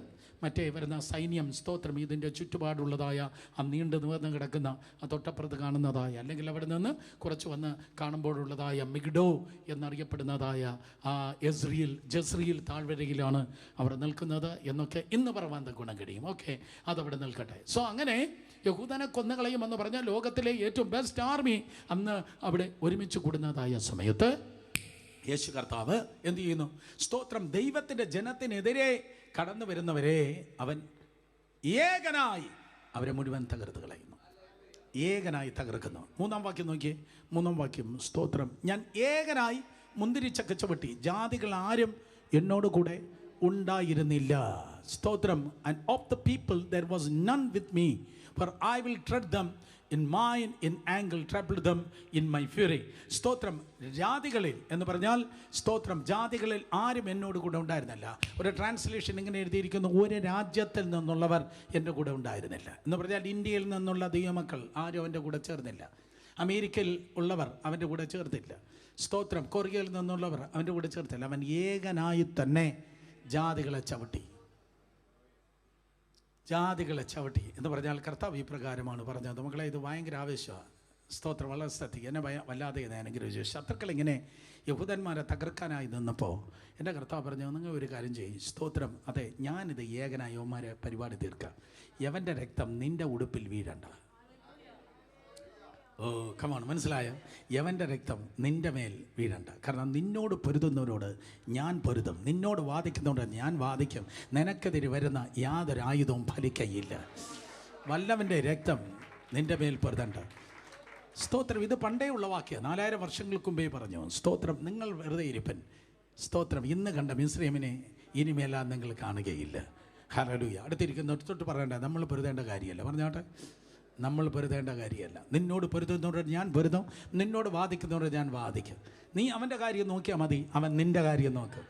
ഹല്ലേലൂയ. വീട്ടിൻ്റെ വെളിയിൽ ചെറിയൊരു പാമ്പ് കിടക്കുന്നതെന്നിരിക്കട്ടെ, നല്ല ചൂടാണല്ലോ, സൂക്ഷിച്ചോ. വീടിൻ്റെ വെളിയിൽ ഒരു പാമ്പ് കിടക്കുകയാണ്. പപ്പ നല്ലൊരു വടിയുമായി ചാടി പുറത്തിറങ്ങിയിട്ട് പിള്ളേരുടെ അടുത്ത് പറഞ്ഞു, പിള്ളേരെ നിങ്ങൾ അവിടെ ഇരിക്കുക, പപ്പ ഇതിൻ്റെ കാര്യം നോക്കിക്കൊള്ളാം. ഓ കമാ. നിങ്ങൾ പപ്പയും കണ്ടിട്ടില്ല പാമ്പിനെയും കണ്ടിട്ടില്ല എന്ന പോലെ ഇരിക്കുന്നു. ഒരിക്കൽ കൂടെ പപ്പ പിള്ളേരെ വീട്ടിനകത്ത് കയറ്റിയവരോട് പറഞ്ഞു, സ്തോത്രം, നിങ്ങൾ അത് വീട്ടിനകത്തിരുന്നു, പപ്പ ഇതിൻ്റെ കാര്യം നോക്കിക്കൊള്ളാം എന്ന് പറയുന്നത് പോലെ നിങ്ങൾക്ക് നേരെ അതേ തല തകർന്നതും വാല് ചുരുട്ടുന്നതുമായ സകല എണ്ണത്തിൻ്റെ കാര്യം പപ്പ നോക്കും. ഞാൻ ഞാൻ ഒറ്റയ്ക്ക് ഇതിനെ കൈകാര്യം ചെയ്തോളാം. ഞാനിതിനെ ഒറ്റയ്ക്ക് കൈകാര്യം. കാരണം സ്തോത്രം, നിങ്ങൾ ഇതിനെ കൈകാര്യം ചെയ്യേണ്ട കാര്യമല്ല. മനസ്സിലാകാൻ കരങ്ങളെ അടിച്ച് ദൈവത്തെ സ്തുതിച്ചാട്ടെ. വല്ലവൻ്റെ രക്തം നിൻ്റെ ജീവിത വസ്ത്രത്തിൽ വീഴേണ്ട കാര്യമില്ല.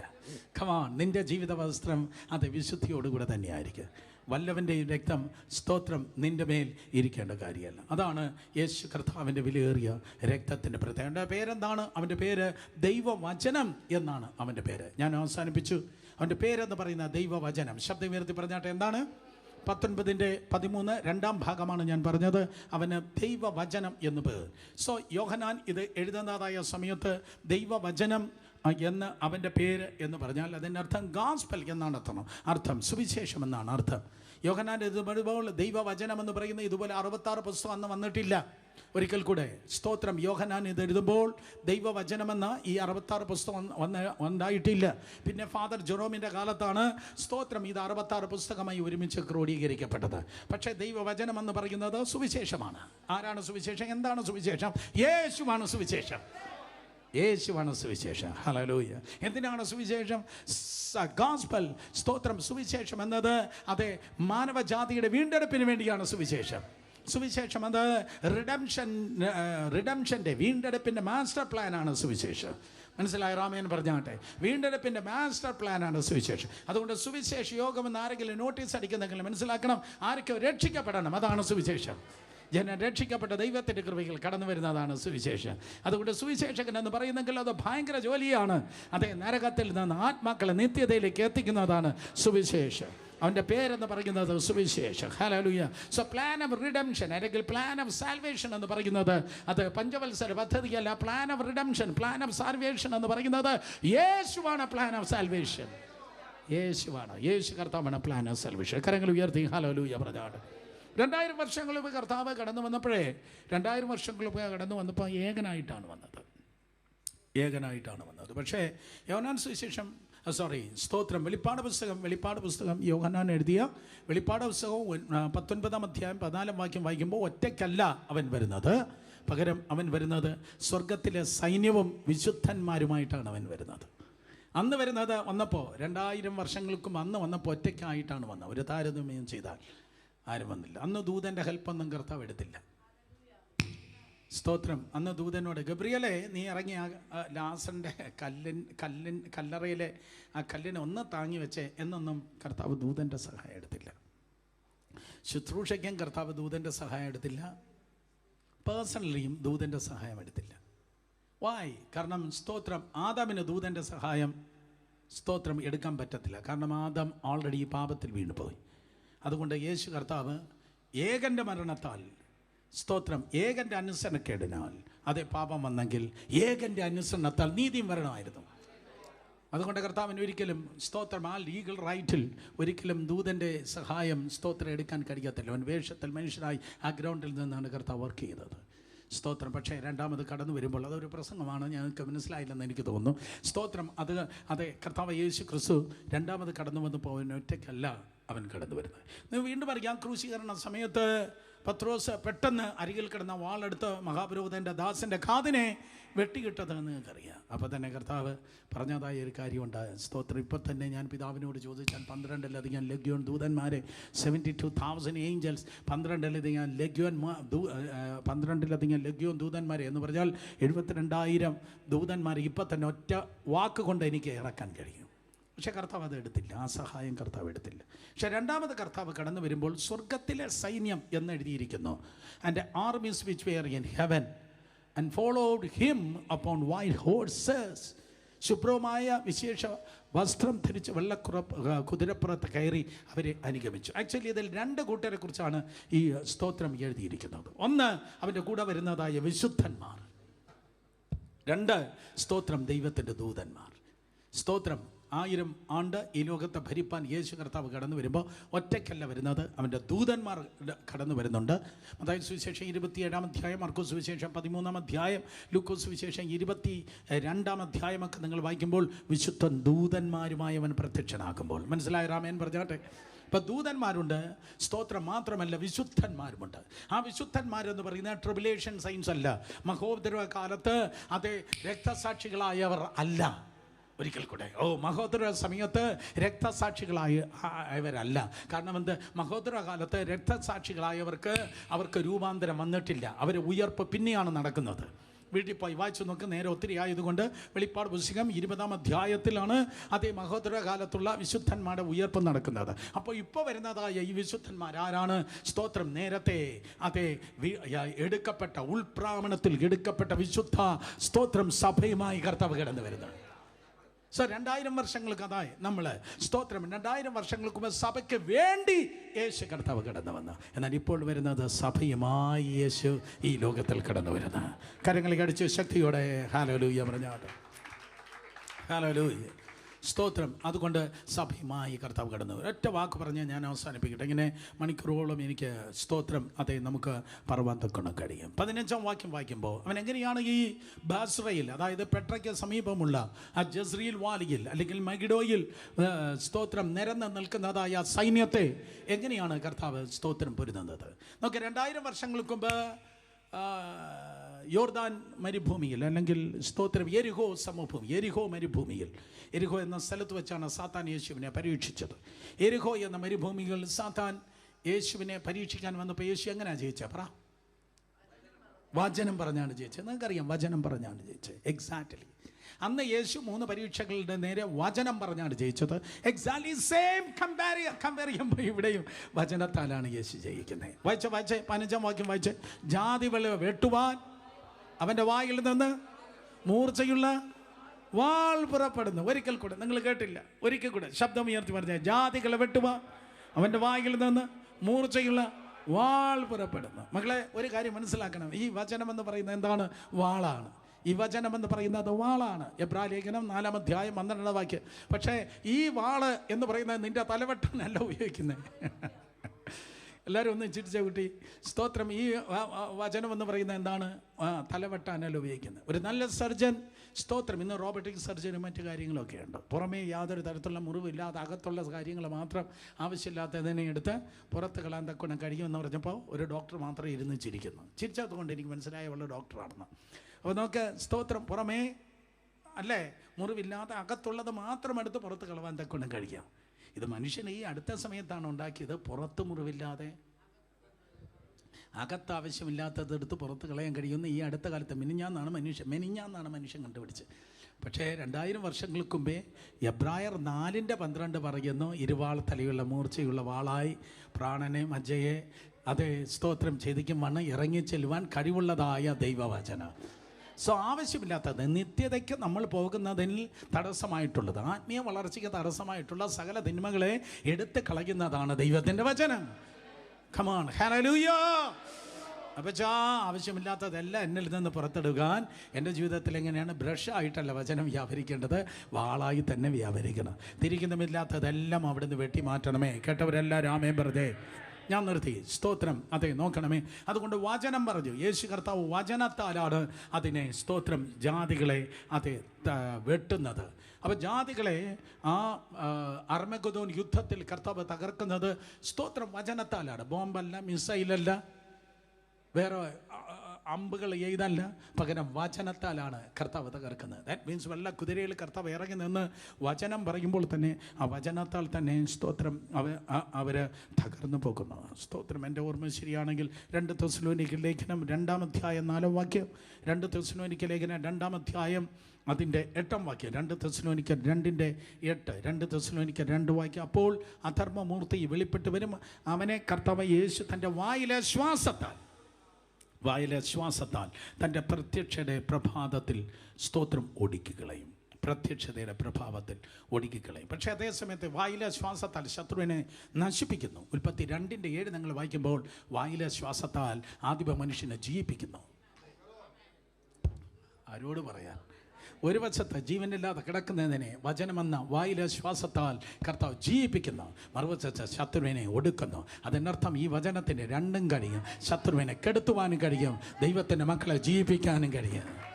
രാത്രി ദൈവകൃപയാൽ നിങ്ങളെ ജീവിപ്പിക്കുന്നത് ദൈവത്തിൻ്റെ വചനമാണ്, ശത്രുവിനെ വെട്ടുന്നത് ദൈവത്തിൻ്റെ വചനമാണ്. അതുകൊണ്ട് പ്ലീസ് ദയവായി സ്തോത്രം നിങ്ങൾ മനസ്സിലാക്കേണ്ടത് ഹല്ലേലൂയ, ശത്രുവിൻ്റെ സകല പ്രവൃത്തിയും ജീവിതത്തിൽ നിന്ന്, വീട്ടിൽ നിന്ന്, തലമുറകളിൽ നിന്ന് ഒക്കെ നശിച്ചു പോകണമെങ്കിൽ എന്ത് ചെയ്യണം? ഈ വചനം എടുത്ത് തലയുടെ കീഴിലല്ല വെക്കേണ്ടത്, അത് കട്ടിലിൻ്റെ അരികിലല്ല വെക്കേണ്ടത്, പക്ഷേ ഈ വചനം പറയണം. ശബ്ദം ഉയർത്തി പറഞ്ഞാട്ടെ, എന്ത് പറയണം? വചനം പറയണം. കർത്താവ് കുതിരപ്പുറത്തിരുന്ന് വെള്ള കുതിരപ്പുറത്ത് തൻ്റെ വായിലെ അത് വചനം പറയുമ്പോൾ എല്ലാ സ്തോത്രം ജാതികളെ പട്ടാളം ഇതാ ചത്ത് വീഴുന്നത് പോലെ നിങ്ങൾക്ക് നേരെ പാളയം ഇറങ്ങുന്നതായ സകല ശക്തികൾ, നിങ്ങൾക്കെതിരെ പാളയം ഇറങ്ങുന്ന ശത്രുവിൻ്റെ സകല അജണ്ടകൾ, അധികാരമുള്ള യേശുവിൻ്റെ നാമത്തിൽ ശത്രുവിൻ്റെ സകല കുതന്ത്രങ്ങൾ, സാത്താന്യമായ സകല അടവുകൾ അധികാരമുള്ള യേശുവിൻ്റെ നാമത്തിൽ തകർന്നു വരുന്നത് ദൈവത്തിൻ്റെ വചനം പറയുമ്പോഴാണ്. ഹല്ലേലൂയ. വചനം സ്തോത്രം ഉച്ചത്തിൽ പറഞ്ഞാണ്. ഞാൻ അവസാനമായി പറയട്ടെ, സ്തോത്രം സർവശക്തിയുള്ള ദൈവത്തിൻ്റെ കോപവും ക്രോധവുമായ മദ്യത്തിൻ്റെ ചക്കവൻ മതിക്കുന്നു. പറയാൻ നേരമില്ല. 16-ാം വാക്യം മാത്രം പറഞ്ഞ് വായിച്ചു വിട്ട് ഞാൻ അവസാനിപ്പിക്കട്ടെ. 16-ാം വാക്യം സ്തോത്രം. രാജാതി രാജാവും കർത്താതി കർത്താവും എന്ന നാമം അവൻ്റെ ഉടുപ്പിന്മേലും തുടമേലും എഴുതിയിരിക്കുന്നു. സ്തോത്രം. രാജാതി രാജാവ്, ഈ പദത്തിൻ്റെ വിശേഷണം അന്നുള്ളതായ ഗ്രീക്ക് രാജാക്കന്മാർ ഉൾപ്പെടെയുള്ളവർക്ക് സ്തോത്രം ഉള്ളതാണ്. അവർ രാജാവാണ്, അതേസമയത്ത് അവർ രാജ്യത്തിൻ്റെ യജമാനനുമാണ്. അവൻ രാജാവാണ്, അതേസമയത്ത് ആ രാജ്യത്തിന് അവർ യജമാനന്മാരാണ്. സെയിം തിങ് ഇവിടെ ഇതാ സ്തോത്രം. യേശു കർത്താവിനെ കുറിച്ച് എഴുതിയിരിക്കുന്നവൻ രാജാതി രാജാവാണ്, അവൻ കർത്താതി കർത്താവാണ്. 17:14 നിങ്ങൾ വായിക്കുമ്പോൾ, വെളിപ്പാട് 17:14, 1 തീമോഥെയോസ് 6:16 വായിക്കുമ്പോൾ ഇതേ റെഫറൻസ്, ഇതേ സ്തോത്ര വാക്യം നിങ്ങൾക്ക് കാണുവാൻ കൊണ്ട് കഴിയും. യേശു കർത്താവ് രാജാതി രാജാവാണ്, അവൻ കർത്താതി കർത്താവാണ്. എന്തുകൊണ്ടാണ് അവൻ രാജാതി രാജാവ്? നിങ്ങൾ രാജകീയ പുരോഹിത വർഗമാണ്, നിങ്ങൾ രാജാക്കന്മാരാണ്. നിങ്ങൾക്ക് ഒരു രാജാവുണ്ട്, അവനാണ് രാജാക്കന്മാരുടെ രാജാവ്. കരങ്ങളെ ഉയർത്തി ഹല്ലേലൂയ പറഞ്ഞാട്ടെ. നിങ്ങൾ അടിമകളല്ല, നിങ്ങൾ ആരുടെ അടിമകളല്ല. സ്തോത്രം. നിങ്ങളെ ദൈവം ആക്കിയിരിക്കുന്നത് പൊടിയായിട്ടല്ല, ആർക്കോ തട്ടിക്കളിക്കാനല്ല ദൈവം നിങ്ങളെ ഇട്ടുകൊടുത്തിട്ടുള്ളത്, ആർക്കോ ബോറടി തീർക്കാനല്ല ദൈവം നിങ്ങളെ ഇട്ടുകൊടുത്തത്. നിങ്ങൾ ആരുടെ അടിമകളല്ല. ആ ഒരുത്തൻ്റെ മുൻപിൽ നിങ്ങൾ കുനിഞ്ഞു നിൽക്കേണ്ട ഗതികേട് ഒരിക്കലും പറ്റത്തില്ല. No way, I'm sorry, no. ഒരുത്തരെ നിങ്ങളെ തട്ടിക്കളിക്കാൻ ഒരിക്കലും കഴിയത്തില്ല. കാരണം സ്തോത്രം, ദൈവം അവൻ രാജാതി രാജാവാണ്, അവൻ കർത്താതി കർത്താവാണ്. ഞാൻ ഒരിക്കൽ കൂടെ പറയട്ടെ, ആർക്കും നിങ്ങളെ തട്ടിക്കളിക്കാൻ കഴിയത്തില്ല. നിങ്ങൾ ആരുടെ അടിമകളല്ല. ഏത് ഗൂഢാലോചന വിദഗ്ധൻ വന്നാലും, എത്ര വലിയ പൊളിറ്റീഷ്യൻ വന്നാലും, എത്ര ഉന്നതൻ വന്നാലും, എത്ര കുതന്ത്രക്കാരൻ വന്നാലും, നോവേ, നിങ്ങളോട് പൊരുതുന്നവരോട് ദൈവം പൊരുതും, നിങ്ങളോട് വാദിക്കുന്നവരോട് ദൈവം വാദിക്കും. നിങ്ങളെ കണ്ണിലെ കൃഷ്ണമണിയെ തൊടുന്നവനെ ദൈവം തൊടും. അതാണ് ദൈവം. സ്തോത്രം. കാരണം നിങ്ങൾ ദൈവത്തിൻ്റെ കാര്യം നോക്കുമ്പോൾ ദൈവം നിങ്ങളുടെ കാര്യം നോക്കുക. നിങ്ങൾ നിൽക്കുന്നത് ഞാൻ ആദ്യം പറഞ്ഞതുപോലെ സ്ഥാനത്തിനല്ല, മാനത്തിനല്ല, പണത്തിനല്ല. സ്തോത്രം. നിങ്ങൾ നിൽക്കുന്നത് കർത്താവിന് വേണ്ടിയാണ്. നിങ്ങൾ നിൽക്കുന്നത് സുവിശേഷത്തിന് വേണ്ടിയാണ്. നിങ്ങൾ കർത്താവിന് വേണ്ടി നിൽക്കുമ്പോൾ, നിങ്ങൾ സ്തോത്രം ദൈവത്തിന് വേണ്ടി നിൽക്കുമ്പോൾ, ദൈവം നിങ്ങൾക്ക് വേണ്ടി തന്നെ ദൈവകൃപയാൽ നിൽക്കുക തന്നെ ചെയ്യും. സോ ആദ്യം ഞാൻ പറഞ്ഞതുപോലെ സ്തോത്രം, ബറബാസ്, ജീസസ് ബറബാസ്. സ്തോത്രം. അവന് പേരുണ്ട്, പക്ഷേ അവൻ്റെ പ്രവൃത്തിയില്ല. അതുകൊണ്ട് പേരുണ്ട്, ക്രിസ്ത്യാനി എന്ന പേരുണ്ട്, വിശ്വാസി എന്ന പേരുണ്ട്, പക്ഷെ പ്രവൃത്തിയില്ലെങ്കിൽ കാര്യം നടക്കത്തില്ല. സ്തോത്രം. ഇതുപോലെ നിങ്ങൾക്ക് കമ്പയർ ചെയ്യുവാൻ കൊണ്ട് കഴിയും. പല ഏരിയകളിൽ യേശുവിൻ്റെ സ്തോത്രം അതെ രണ്ടാം വരുമായ മഹത്വ പ്രത്യക്ഷമായി നിങ്ങൾക്ക് കമ്പയർ ചെയ്യുവാൻ കൊണ്ട് കഴിയും. അതുകൊണ്ട് പേര് പോലെ തന്നെ പ്രവൃത്തിയായി ജീവിപ്പാൻ സ്തോത്രം ദൈവം നമുക്ക് സഹായിക്കുകയും അനുഗ്രഹിക്കുകയും ചെയ്യട്ടെ. ഞാൻ ഫൈനലി പറയട്ടെ, പേര് പോലെ തന്നെ പ്രവൃത്തിയിൽ ജീവിപ്പാൻ ദൈവം കൃപ ചെയ്യട്ടെ. Shall we stand in the presence of God. ദൈവത്തിൻ്റെ സന്നിധിയിൽ എല്ലാവരും എഴുന്നേറ്റ് നിന്നാട്ടെ. നന്ദിയോട് സ്തോത്രം. യേശുവിൻ്റെ നാമത്തിൽ ജയമെടുക്കുന്നു. Hallelujah, hallelujah. യേശുവിൻ്റെ രക്തത്താൽ ജയം, യേശുവിൻ്റെ രക്തത്താൽ ജയം, യേശുവിൻ്റെ രക്തത്താൽ ജയം. കണ്ണുകളെ അടച്ച് രണ്ട് കരങ്ങളെ ഉയർത്തി ഏവരും ദൈവത്തെ സ്തുതിച്ചാട്ടെ. Thank you Jesus. കണ്ണുകൾ അടച്ച് രണ്ട് കരങ്ങളെ ഉയർത്തി ഏവരും ദൈവത്തെ സ്തുതിച്ചാട്ടെ. യേശുവിൻ്റെ രക്തത്താൽ ജയം, യേശുവിൻ്റെ രക്തത്താൽ ജയം. ശത്രുവിനെയും പകയിനെയും മിണ്ടാതാക്കുന്ന കർത്താവ്, ശത്രുക്കളെ മുൻപിൽ മേശൊരുക്കുന്നവനായ ദൈവം. ഹല്ലേലൂയ. ജയത്തിൻ്റെ കർത്താവ്, വിടുതലിൻ്റെ ദൈവം, സകല യുദ്ധങ്ങളെ ഞങ്ങൾക്ക് വേണ്ടി ചെയ്യുന്നവനായ ദൈവം, ഏകനായി ഇറങ്ങി മുന്തിരി ചക്ക് ചവിട്ടി. ഹല്ലേലൂയ, സ്തോത്രം. ഹല്ലേലൂയ. ശത്രുവിനോട് പൊരുതുന്നവനായ ദൈവം, ജയത്തിൻ്റെ ദൈവം, ജയത്തിൻ്റെ ദൈവം, ജയത്തിൻ്റെ ദൈവം. അധരങ്ങളെ തുറന്ന് എല്ലാവരും ദൈവത്തെ സ്തുതിച്ചാണ്. Thank you Lord, thank you Lord, thank you Lord, thank you Lord. ഞങ്ങളുടെ വരവിന് വേണ്ടി ഒരുക്കിയാട്ട്, വിശുദ്ധിയിൽ ഞങ്ങളെ നിർത്തിയാട്ട്, ദൈവത്തിൻ്റെ കൃപകൾ കർത്താവ് പരിപാലിച്ചാട്ടെ, ദൈവത്തിൻ്റെ സാന്നിധ്യത്തിൻ മുന്നിൽ കർത്താവ് മറച്ചാട്ടെ. Hallelujah. Thank you Jesus. We praise your holy name. എല്ലാ മഹത്വം, ബഹുമാനം, സ്തുതി, സ്തോത്രം അങ്ങേക്ക്. Thank you Lord.